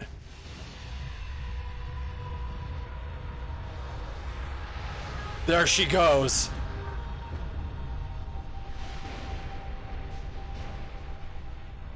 Die, you monster! Decapitated.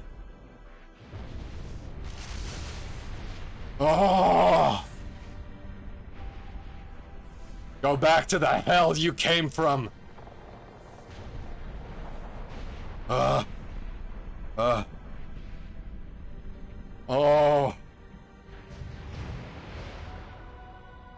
Good job, Wings Alpha, Beta, Gamma, or Delta, and Echo. Look at Earth, isn't she beautiful? Oh.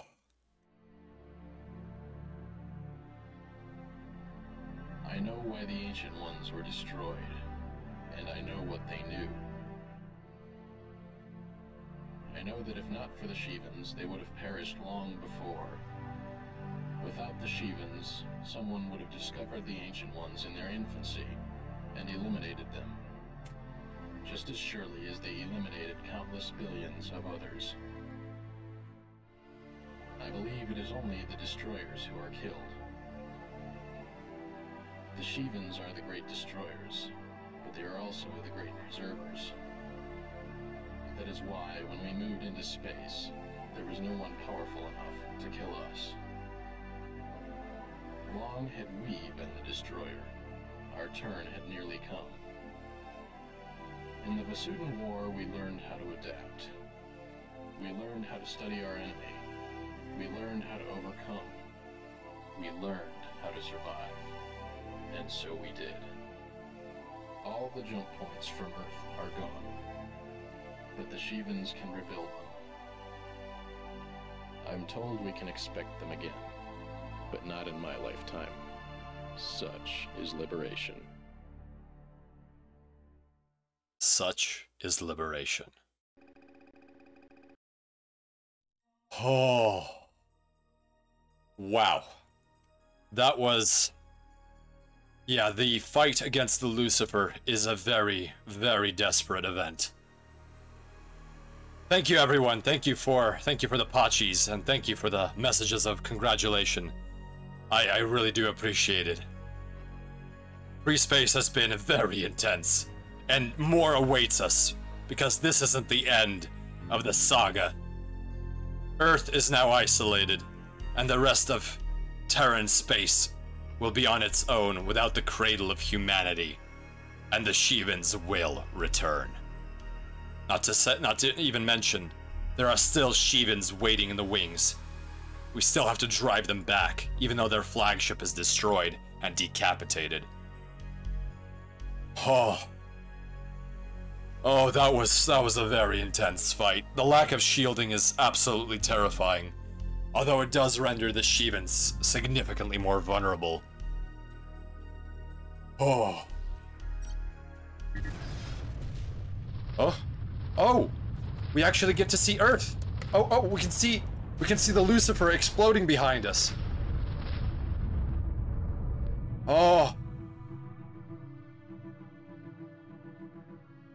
There we are, and look, it's Earth, Luna, and Terra. We even get a congratulatory jingle. The GTD Washington is coming to greet us. Oh, this is a very creative title screen. Wow. This is a beautiful sight.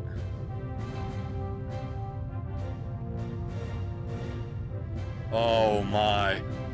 I am so pleased. We have survived and made it home to Mother Terra. Yes, we will meet the ruling council of Earth. Alright, let me take a screenshot of that. Yeah, so we really must thank the Freespace port team for making this game so much better than and playable in the new millennium. Oh, this is fantastic. Oh. Can I... Ooh. Oh, that's interesting. We're actually piloting different craft than we had before. I am running Prometheus and Banshee. So this is technically a different scenario. Especially considering all of the squads are still alive. So there is actually a lot of fan fiction about what happens to Earth when it is cut off from the rest of the human colonies. Oh, there we go, yeah. Continue the threat with Silent Threat Reborn, Operation Templar, and Freespace 2. So I think the year in Freespace is... I'll have to actually look it up. So the year in Freespace is... Oh goodness. Let's see here. Freespace 1 takes place... Oh, well, apologies. 1 second, please.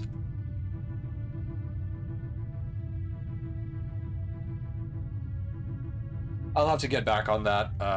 It does demand a little more lookup than I have time for right now. So one thing I want to do is I want to show off the Orion class destroyer, because I do think it is a beautiful vessel. There we go. But in all of my travels, I have not even come close to Terra. And from my understanding, Terra does not look like this anymore. Terra, at least in my time, is an atomic wasteland.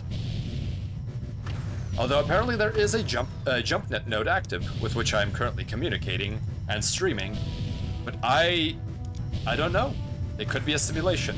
But I certainly hope that Terra is as beautiful as it appears here in this game, because that is an amazing sight. No terraformed world could match the beauty of this blue pearl in the starry void. Well, I have not heard any news of Terra being re-terraformed. The devastation of the planet was rather complete, including several impacts of planet crackers. Relativistic planet crackers. It was quite the tragedy when that occurred. There were very few survivors. Few managed to escape the planet before it began to incinerate. And we have arrived at the GTD Washington. So let me give you a tour of what the Orion-class destroyers look like. So here is the launch bay. Oh, wow! I did not know that actually landing at the launch bay completed the mission. That's a bit of an Easter egg. Do they have any recommendations? Oh, the recommendation is to support Freespace on good old games. Tectonic plates are completely shattered and rearranged. Well, to my knowledge, it's not so much that the tectonic plates are completely shattered with those particular planet killer impacts, but there was significant damage to the crust, and the seismic shock traveling through the planet devastated life on it. And that's in addition to the multi-gigaton warheads that were dropped on it. It was a complete cleansing, and it was done out of pure spite, so that the faction that held Terra would be the last one to hold it. Planetary saltines, you like to call them. Hasn't been the same since the Earth government.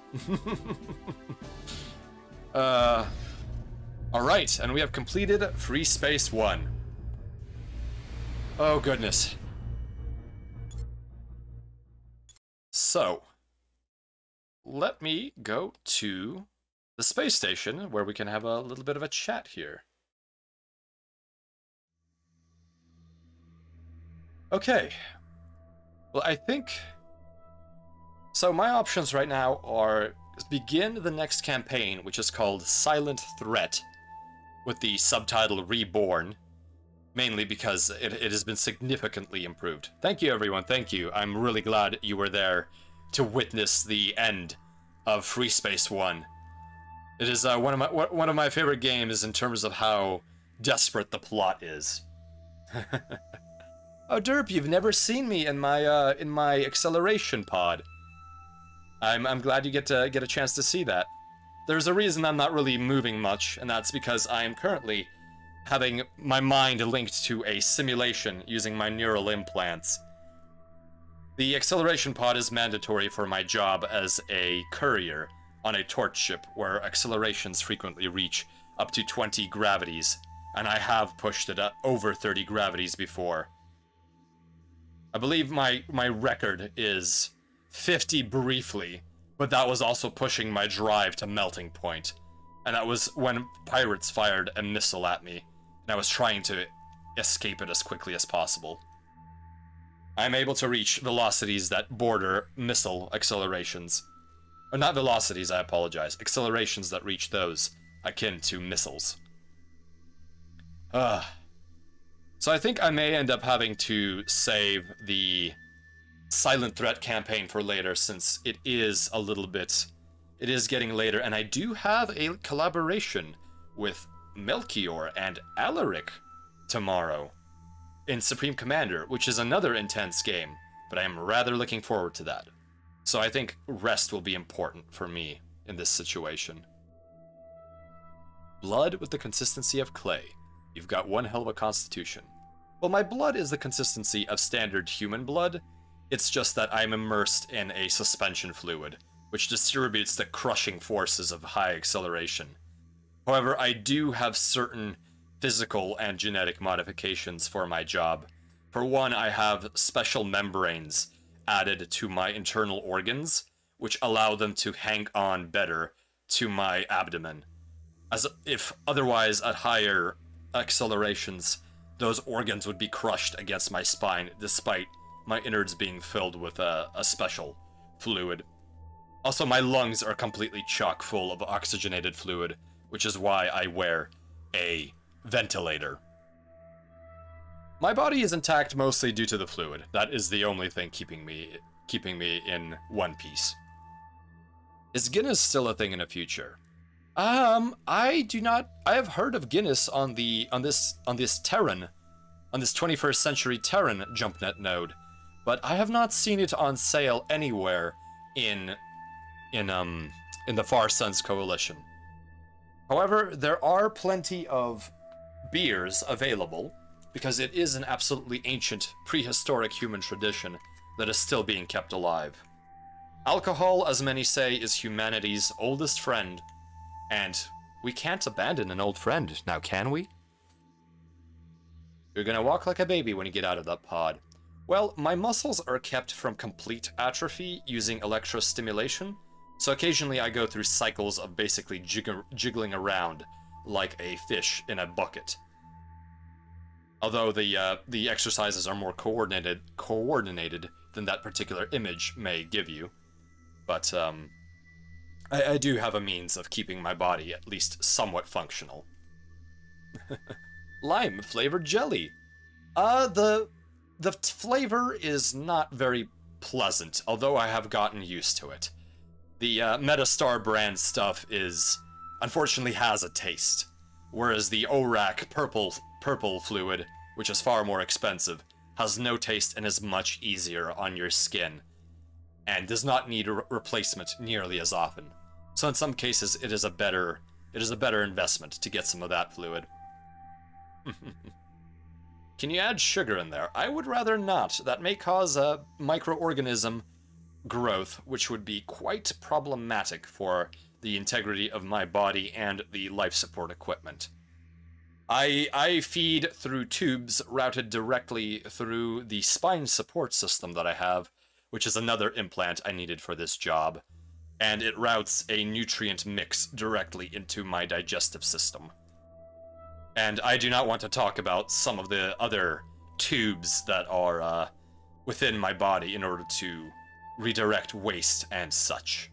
They are quite unpleasant as a procedure to both don and remove. However, they are important for this particular career. That is the primary tube which carries most feeds, including the neural feed and otherwise. The tubes in a cross pattern around my spinal support column are essentially just actuators to keep me aligned in the correct position. And they keep me from bouncing around the tank in case the fluid is not able to distribute the load completely. So if you are considering the line of work of a high G acceleration ship crew member, I would highly ask you to reconsider if you are squeamish about intubation and about implants. This is not a job for someone who is a isohuman, especially not isohumans. I hope all those implants are on the corporation bill. Derp, I actually paid for all of the implants myself. I worked for a corporation before, actually ORAC. They are one of the major megacorporations that operates in this part of the human colonial sphere, and they make quite a number of things, everything from the aforementioned acceleration fluid all the way to massive mining mega machines. And I actually was a programmer on one of those mega machines on the planet Gehenna, which is a desert death world. I wouldn't call it a desert. I suppose since it appears that the folks on this JumpNet node are only aware of historical Terran star bodies, Venus would be the closest comparison to what Gehenna is like, although even more terrifying, and we would use enormous city block-sized machines on either walker legs, on tracks, or on wheels in order to reach deposit sites of rare earth minerals that were quite needed in the sector. Are there any other similar setups where it's... excuse me. Are there any setups where it is similar to the concept of brain in a jar? Yes, Victus. There are many who choose to do that, and then I may eventually choose to do that myself. Most cyborg societies, they actually grow brains and spinal columns in vats without the remainder of the human body. They have modified the neo-human genotype to the point where nothing else develops, although there is a support framework of organic matter that is cut away eventually. And those societies simply live with only experiencing a cybernetic life. They have never seen the world through biological eyes. They have never heard a song with their biological ears, simply through air moving. They have only heard synthesis. They have only seen synthesis. and that makes them very strange to talk to. But yes, sometimes when your body begins to fail you despite the gene mods, and despite the fact that most neo-humans are essentially genetically immortal due to the lack of telomere destruction, there are still situations where many of us choose to become brains in jars. Yes, it's a very controversial topic amongst all pilots, and amongst almost all those who are spacers. And by spacer, I mean anyone who spends most of their time, or has a career, working in space. Have you seen any star systems with weird orbits? Yes, Attenborough, I have seen quite a few star systems with absolutely insane orbits. Many star systems, and this is, I suppose, not insane, but many star systems are binary, where you have two stars orbiting a common center point, known as the barycenter, and this particular means can actually continue on and on to the point where you basically can layer these barycenters. For example, you can have a binary star system orbiting alongside another binary star system together. So it's as if there are four stars, pairs of them orbit each other, and both of those pairs end up orbiting a common center. And then you have planets with orbits that could be orbiting one of those star systems, both of those star systems, or have something strange, although the stranger ones are less stable. And yes, also planetary orbits can be sometimes very strange with very odd inclinations. Our mechanical body is really costly, and how do the cheap-ass ones look like? The cheapest mechanical body, if you want to call it that, is simply having your cranium and spine extracted and placed into some kind of stationary computer mount. In this case, you basically end up not being able to move, but you are hooked into the jump net, so you are able to do quite a bit, and you're also able to engage in simulated life activities. The highest end models, I would describe being a warship, because many warship pilots are completely extracted, so that there are as few human vulnerabilities as possible. It's quite a problem. But however, there are the general body most any cyborg will take tends to be a humanoid one, where the spinal column and the brain are implanted into the chest cavity, generally speaking. And typically, that is where the most protection is on this particular chassis. Despite all my rage, I am still just a rat in a cage. Yes, I'm a bit of a rat. I sometimes feel like that, but this is what the simulation is for. Simulations are almost mandatory to keep spacecraft crew sane, especially during high acceleration. Both impressive and terrifying. Why, thank you. Have you seen of any anomalies, stuff that violates the laws of physics, logical errors, or just highly irrational situations that by all means should not happen, but did anyways? Victus, I will say that me communicating with you right now is incredibly irrational to me. By all accounts, by all information I am able to access, by all information that I've been able to access at different JumpNet nodes, Terra is a wasteland, and yet I am talking to you, and it makes no sense to me. I simply don't ask this question anymore. I accept it because this brings me happiness, and I've learned a long time ago to not question what brings me joy.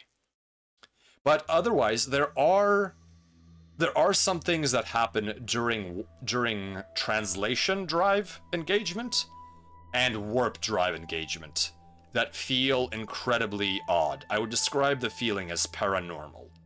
However, almost all spacers end up having these feelings, and I think it is simply because, for lack of a better term, we are not meant to be jumping through wormholes, nor are we meant to be compressing a bubble of space-time and ramming it around the solar system using charged exotic matter plates full of negative energy.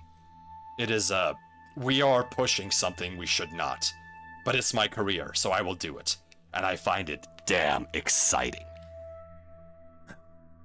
So the head would just be the main camera. Well, Kongu, the designs vary. There are some who use non-humanoid designs. There are some who choose to actually retain the brain in the humanoid or with the brain in the head. However, it entirely depends on the desires of the producer of this chassis. So there are a myriad variants. However, many of us, especially those who convert from an actual humanoid to a cyborg, tend to want to have at least some of their humanity intact, especially if they deal with actual humanoids in their day-to-day lives. Pickle in a jar. Well, yeah, I am very much in a jar, and I may one day be a brain in a jar. I hope to remain as human for as long as I can, but sometimes the universe is more cruel than you wish. You never want to see a warship cyborg going berserk. Well, fortunately, most warships have a multifaceted crew. They have a sort of, even in the most... So here's what I will say. There are many ways of communicating between those who are cybernetically augmented. Sometimes it is as simple as textual data, especially when you have very low bandwidth for communication, so that you cannot actually maintain an active neural link. And then the most complicated links are where essentially brains permanently amalgamate together. The neurons are linked through artificial means to themselves, and oftentimes to an off-board artificial, for lack of a better term, it would be equivalent to an FPGA, a field programmable gate array. It's a programmable neural array, which is in essence synthetic brain matter, and that allows for connections to be built by the brain, by these new brains themselves. So you end up with this trinity sometimes. Oftentimes the minimum amount for this quorum is three minds. However, there are quorums of more minds out there. I think the largest one I am aware of is several million, but that is on a world that is far from the Far Suns Coalition. I may pull up a JumpNet wiki article for you about that particular world. And yes, those cells are quite interlinked. Hello, Yukius. The convoy is wrapping up, but I'm having a good time chatting about some of the issues with this particular career that I've chosen. You did miss the conclusion of Freespace 1. We finally destroyed the Lucifer, and it was quite the battle. But the VOD will be available. Shadow Spacer scares you. Melchior, what do you mean by Shadow Spacer? Is this me without a brain, or without my actual humanoid body? Or is this me using the templated neural matter in order to expand my consciousness beyond what is possible with my own body? I'm not quite ready for that, because here's one thing that happens when you start using templated neural matter. That becomes a part of you. And if you detach it, it's as if that part of your mind was destroyed. It is a lobotomy to remove it. So once you go forth with that procedure, that is it. Oh, just my dark side. Yes, yes.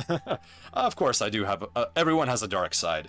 But how we display it, I suppose, is how those around us see it. Are there many advanced robots, and did signs of sentience appear? Ah, derp, there are quite a few electronic intelligences. In fact, I have one on board. It is fairly primitive, and its name is Reminder.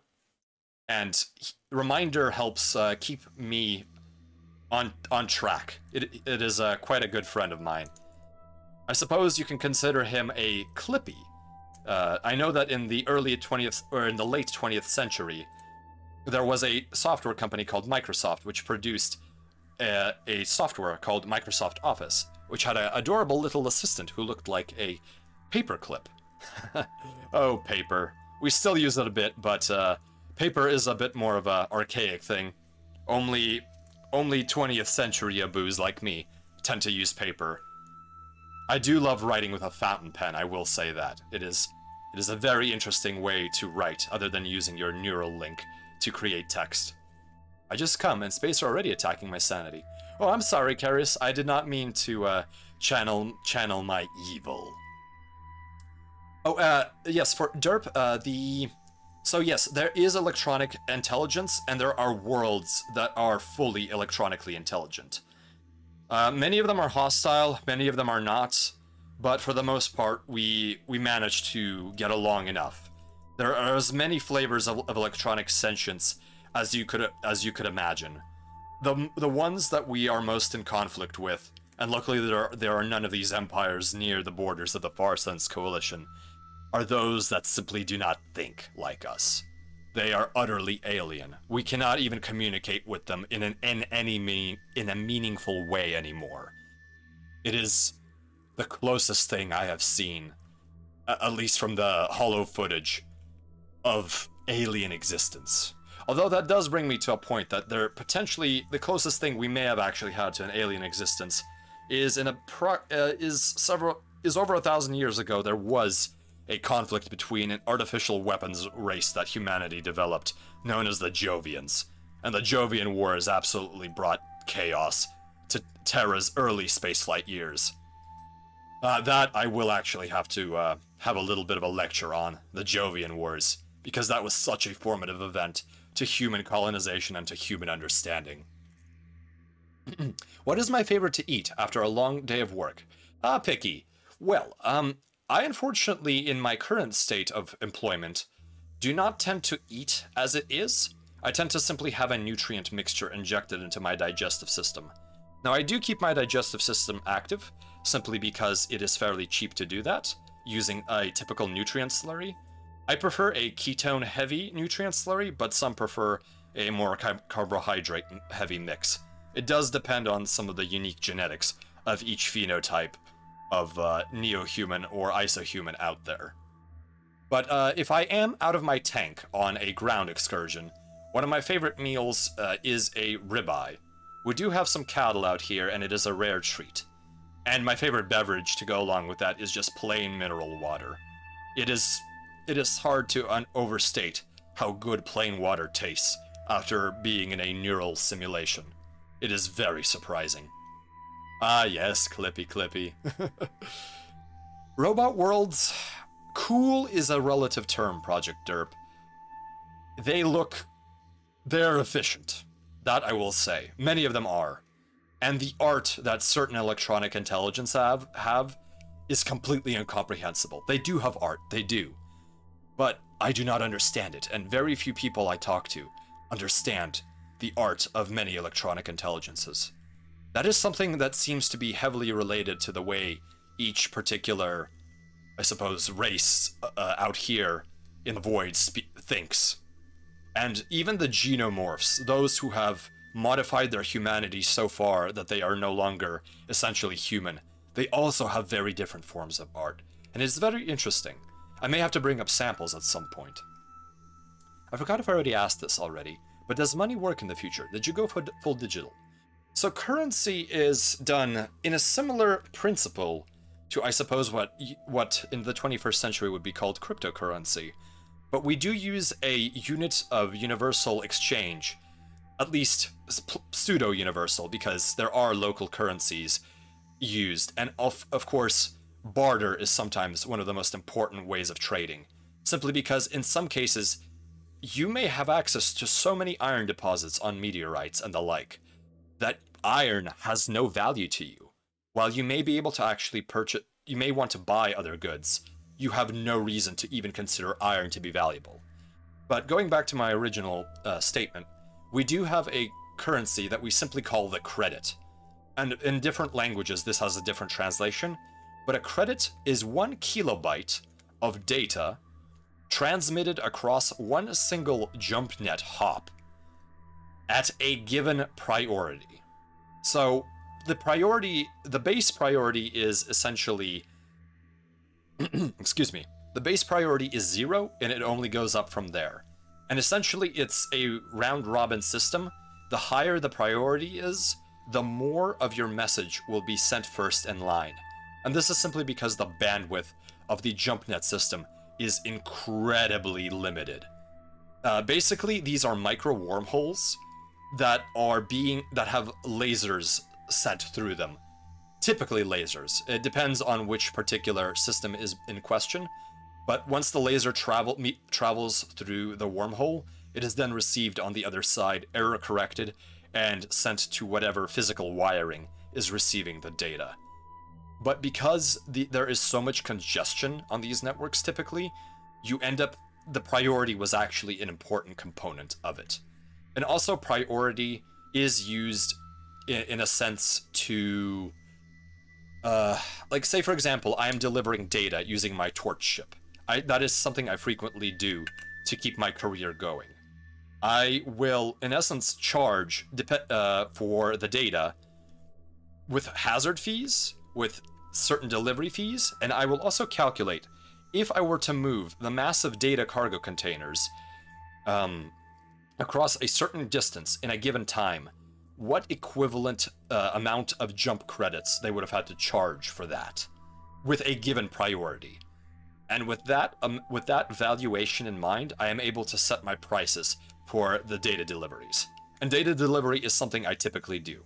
While it is possible to move information across the jump net quite readily, unfortunately, the issue is that certain archives or massive amounts of data are still far faster to move using a physical medium.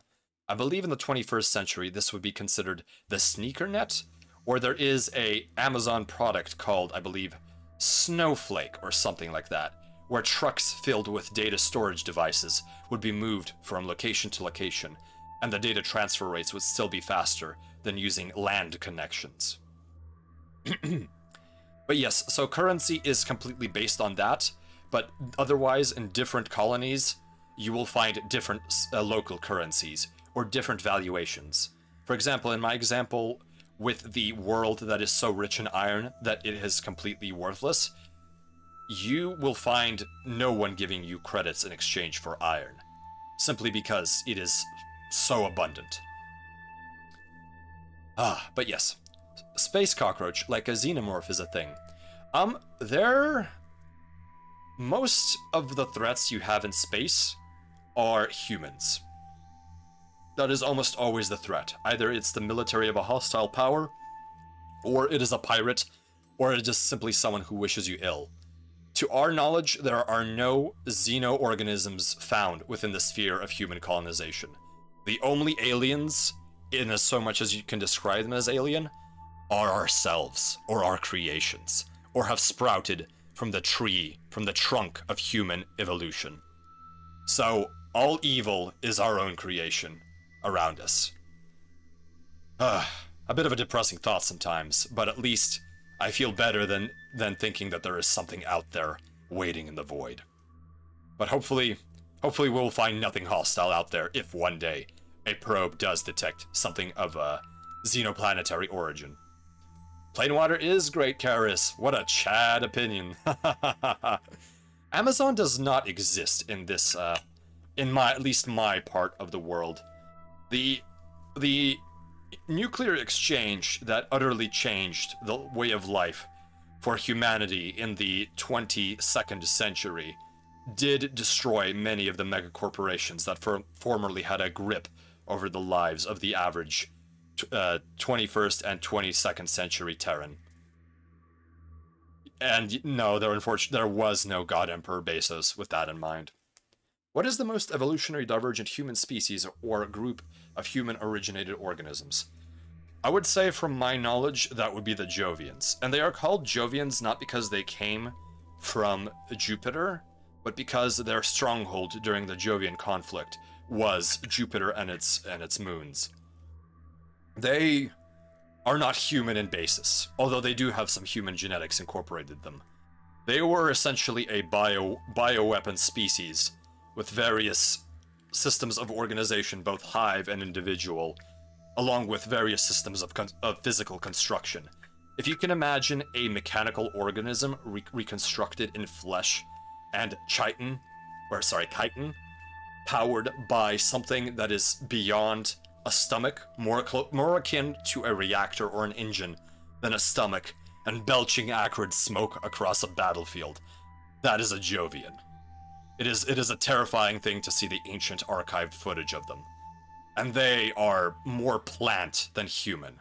They are incredibly alien. However, to our knowledge, all of the Jovians were eliminated before the exodus out away from Terra. Hopefully there are no remnants or anything like that. There have been no reports in over 1,000 years of any Jovian presence. But one does hope that that is the truth, and not a lie being fed to us. Amazon war drone. Yes, yes. Yeah, Amazon being in space. Well, you know what? ORAC has similar problems. ORAC is a mega corporation. They have a grip on many markets. They have monopolies on many products. And, unfortunately, they seem to be hanging on quite well. Although they have gotten themselves into quite a bit of legal trouble after the fiasco at Gehenna. There were a number of ethical concerns that led to a atomic civil war on that planet. Granted, when you are on a surface akin to Venus, atomic does not make much of a difference in quality of life. Ah, Comcast with a different name. Well, there may be a Comstar out there, but Comcast itself does not operate within the Far Suns Coalition. Bioweapon species. Y'all didn't stop to think about that. It wasn't us. The Far Suns Coalition has no bioweapon species programs. That was the fault of ancient Terran-centric governments, those in the Sol system. This was before humanity even left its cradle of birth, and before we completely expanded out to the stars. In fact, some of the earliest interplanetary conflicts were between the Jovians and humanity, fighting for colonies. However, humanity managed to prevail simply due to sheer use of atomic weapons.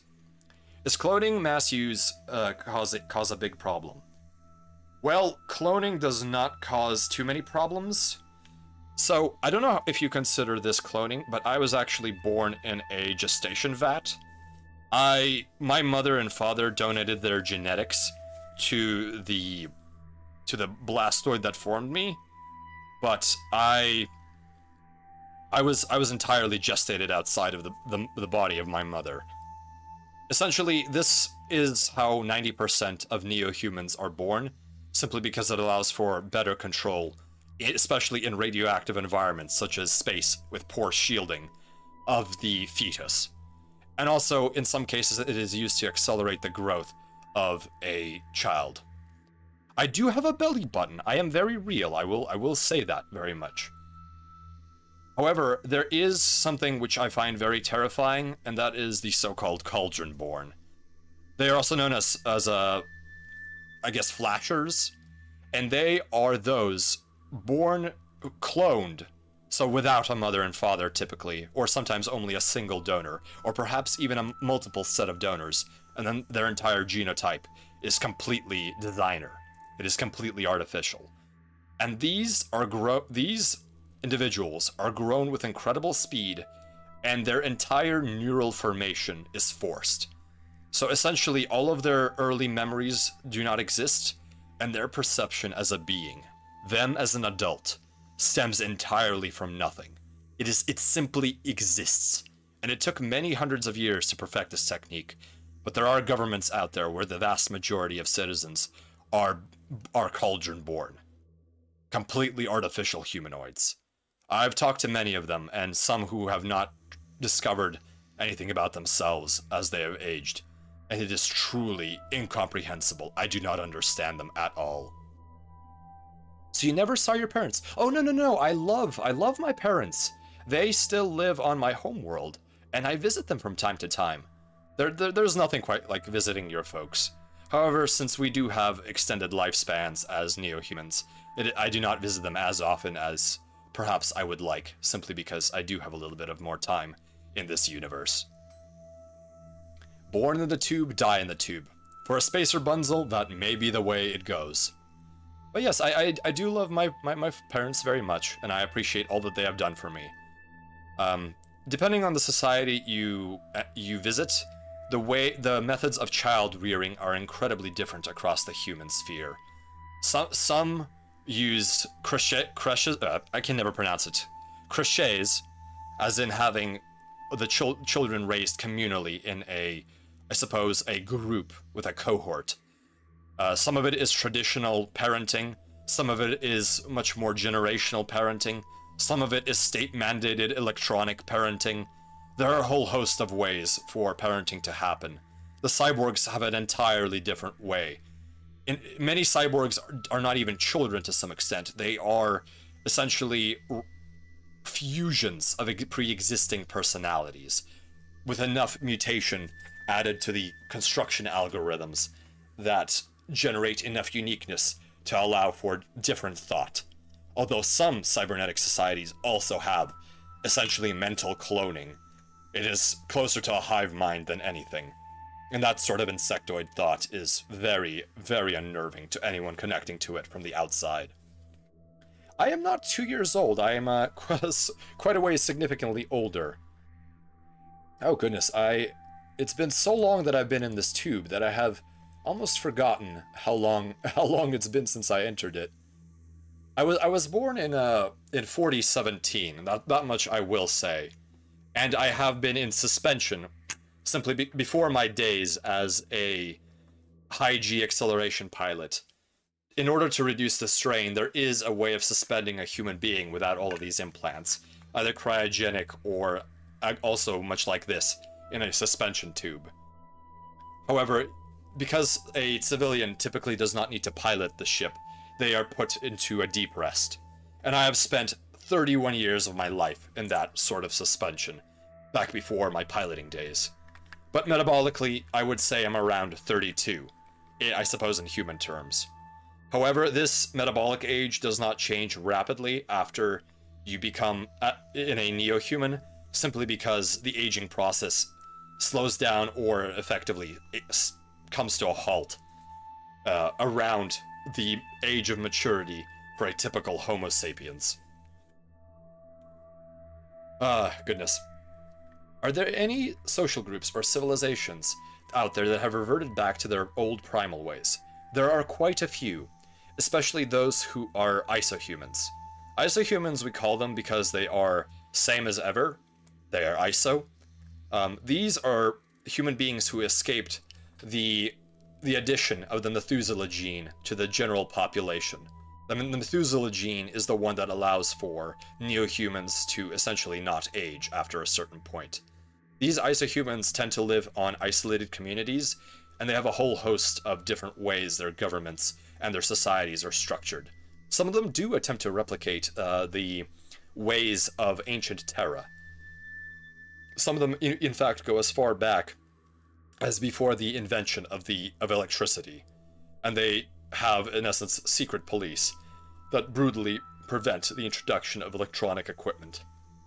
So there are quite a few ways that isohumans can live. However, there are likely also colonies whose contact with whom has been lost, who may have had to revert to lower technological levels of engagement in order to survive. Cauldron-born. I am no cauldron-born, luckily. My mind is fully developed from my parenting and from my childhood. I did actually have a normal childhood, despite being born on a tube and despite being in a tube. And unfortunately, that is also when I first discovered something about this Terran JumpNet node. And thus, my brain was damaged by the memes that I discovered. Multiple donor, they must look like beasts. Multiple donors. Is this in regards to the multiple genetic inclusions in some ways of creating, say, cauldron-born, or even just normally artificially gestated human beings? Yes, that is a long sleep. Do you plan to get out of the tubes? Long-term, yes. I do not think Torch Ship Courier is something I wish to do to the end of my physical existence. I would like to eventually move on to something with less time spent in a tube. Although, we shall have to see. If I do end up, as much as I don't want to work for a corporate interest, if I do end up working for, say, the Far Suns coalition government or some major corporation, I may end up going with the brain route. So there are essentially two forks in my life. Either go with more cybernetic enhancements, or sort of, I suppose, return to dwelling upon the ground, or at least on a space station. Okay, organ question. Do you have the same amount of, or more than a human? I have some additional minor improvements to my organs, but those are not typically considered necessary for someone to be labeled a neo-human. The primary thing for a neo-human is the genetic modification that allows for an indefinite lifespan.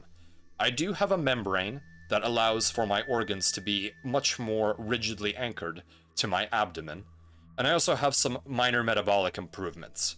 But yes, the primary inclusion that I have within me is the organ web. Will you also be buried in a tube, perhaps in a sausage casing? Oh goodness meat, I truly do not wish to be turned into sausage eventually. But I may be buried in a tube if that is the case. If I am to die and for my body to be found, I do wish to be cremated, I think. Cremated in the plume of a torch ship. I think that would be a fitting end to my physical existence. Well, I say physical existence simply because the concept of dying of old age is a little bit alien to a neo-human. Although there is sort of a mental existence to neo-humans that one might consider finite. There is a madness that sort of tends to affect neo-humans as they reach around the age of 800 or so. They stop being able to connect to human beings as well. And of course that is the mean age, but the distribution of ages when this madness sets in can vary greatly. And in that case, you do end up with Methuselah societies, which is essentially those who have succumbed to such a madness, or such a different way of thinking, that they can only live with their own kind.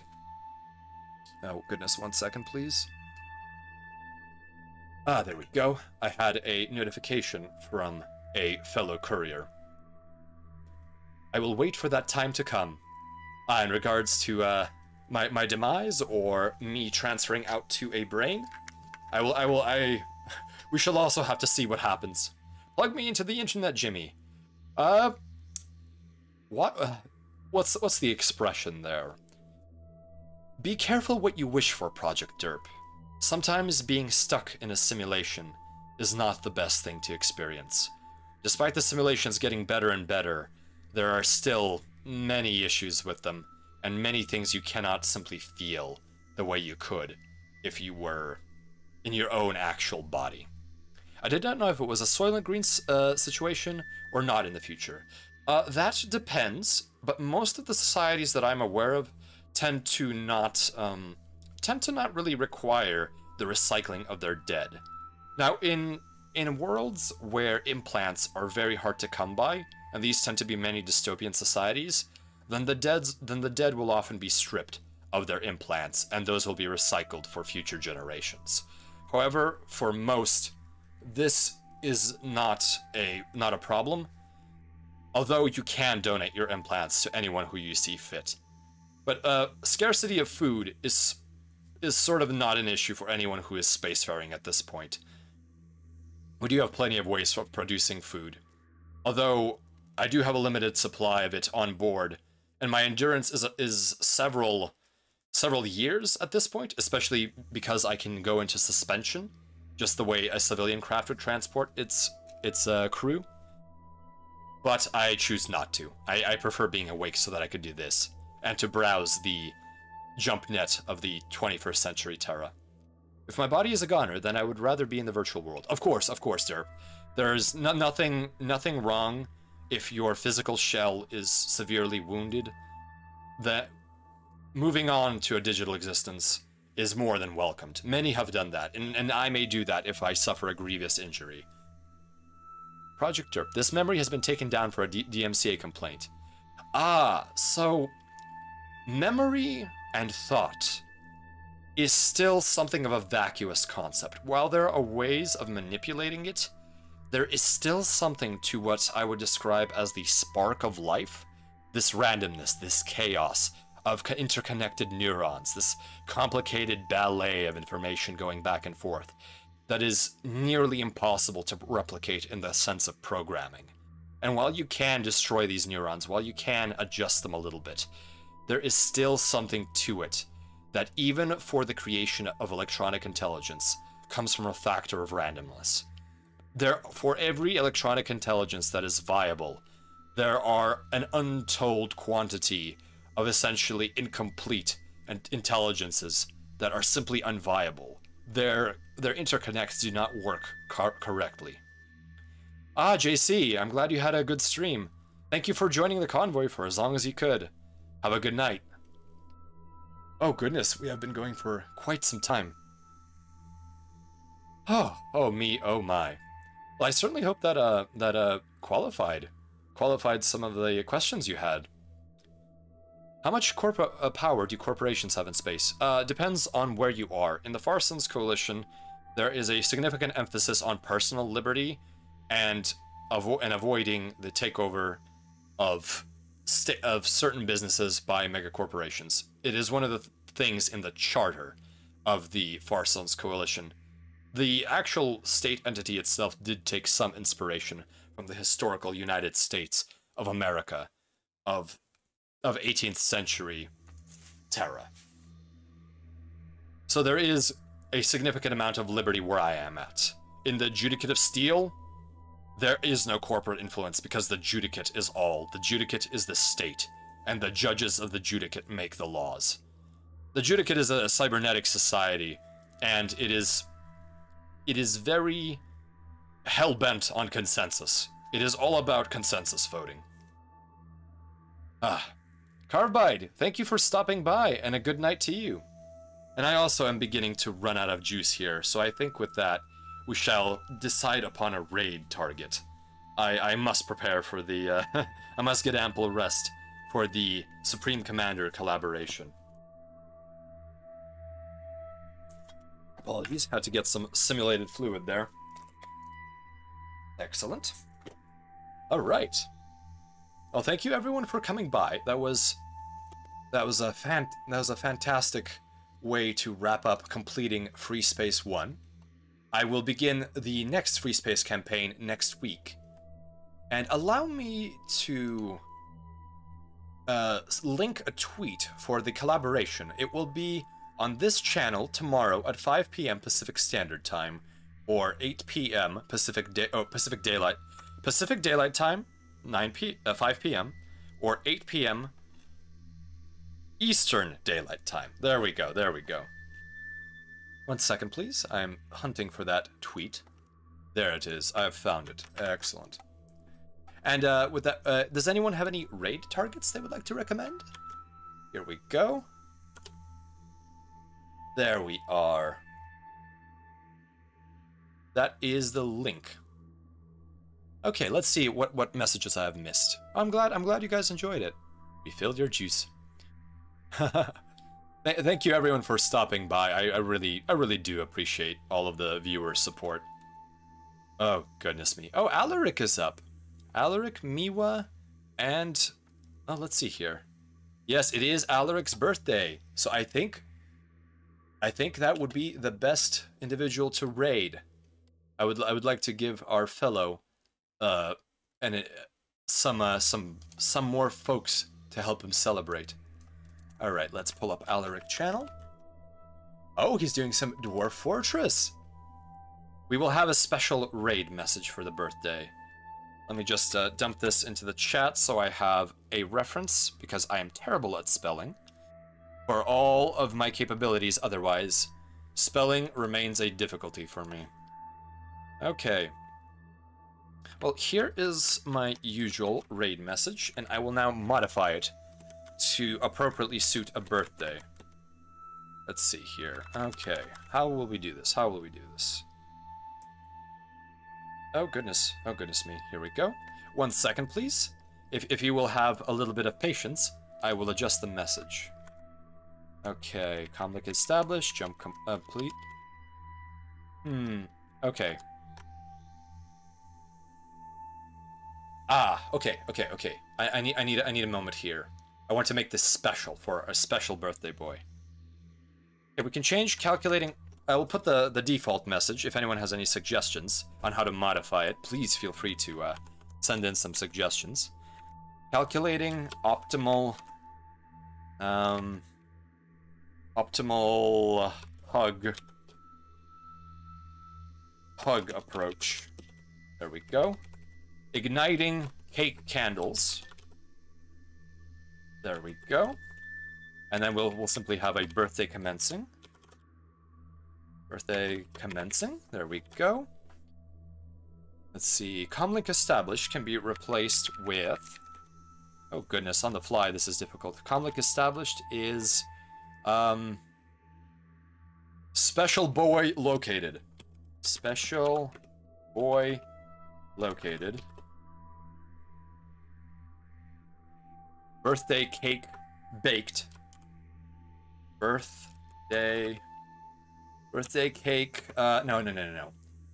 Birthday cake, synthesized. There we go. Synthesized.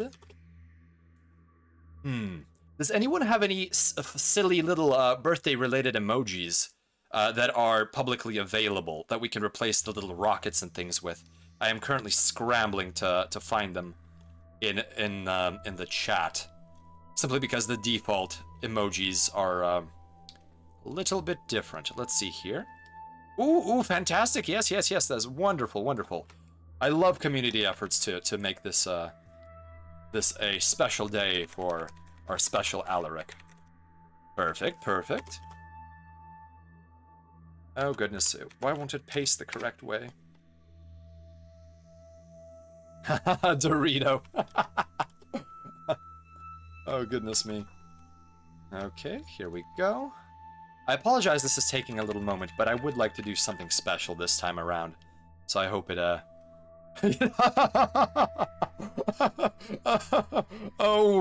Oh, meat. Hold Windows key and push to open up Unicode emotes. I am using a more dated version of Windows, so it does not work, unfortunately. I am using Windows 7 in all of its glory. But I am a fan of it, because it does not have Alexa. Okay, let's see here. Is there a cake? Ooh, yes. Perfect. These are fantastic meat. Excellent. Ooh, nice octopus. Okay, thank you everyone so much. This is going to make it a very good message. I certainly hope Alaric does not stop streaming before I complete it. That would be an utter tragedy. Okay, here we are. Okay, here we go. That is the cake. Oh yeah, that's the present. There it goes. And I think we need one more special emoji. One more special emoji for our friend. Let's see here. You prefer Windows 7, you just can't be bothered. Ah, that is there are difficulties in using it long term, especially now that there is no support. Okay, where's the lovely foods? Where are the party things? Oh, there's a balloon. Okay, that is, I think a balloon will top off our message here. Oh. What happened there? Apologies, 1 second. Come balloon, I want this to work. There we go. Alright, we have all 5 emojis replaced with a special birthday message. I hope that works. To anyone seeing the message, are there any glitches on it? I have some glitches on my display, but I think that's okay, that's acceptable. Wonderful. Subarashi. Okay. All right. Well, let me quickly thank those who have joined our flotilla. Okay, there we go. Copy Alaric. Let's begin the raid. Birthday misspelled. Oh, how have I have misspelled birthday. All right, let's start the raid. Birthday. Special boy look. Oh, birthday. Okay, there we go. I totally messed it up. Thank you.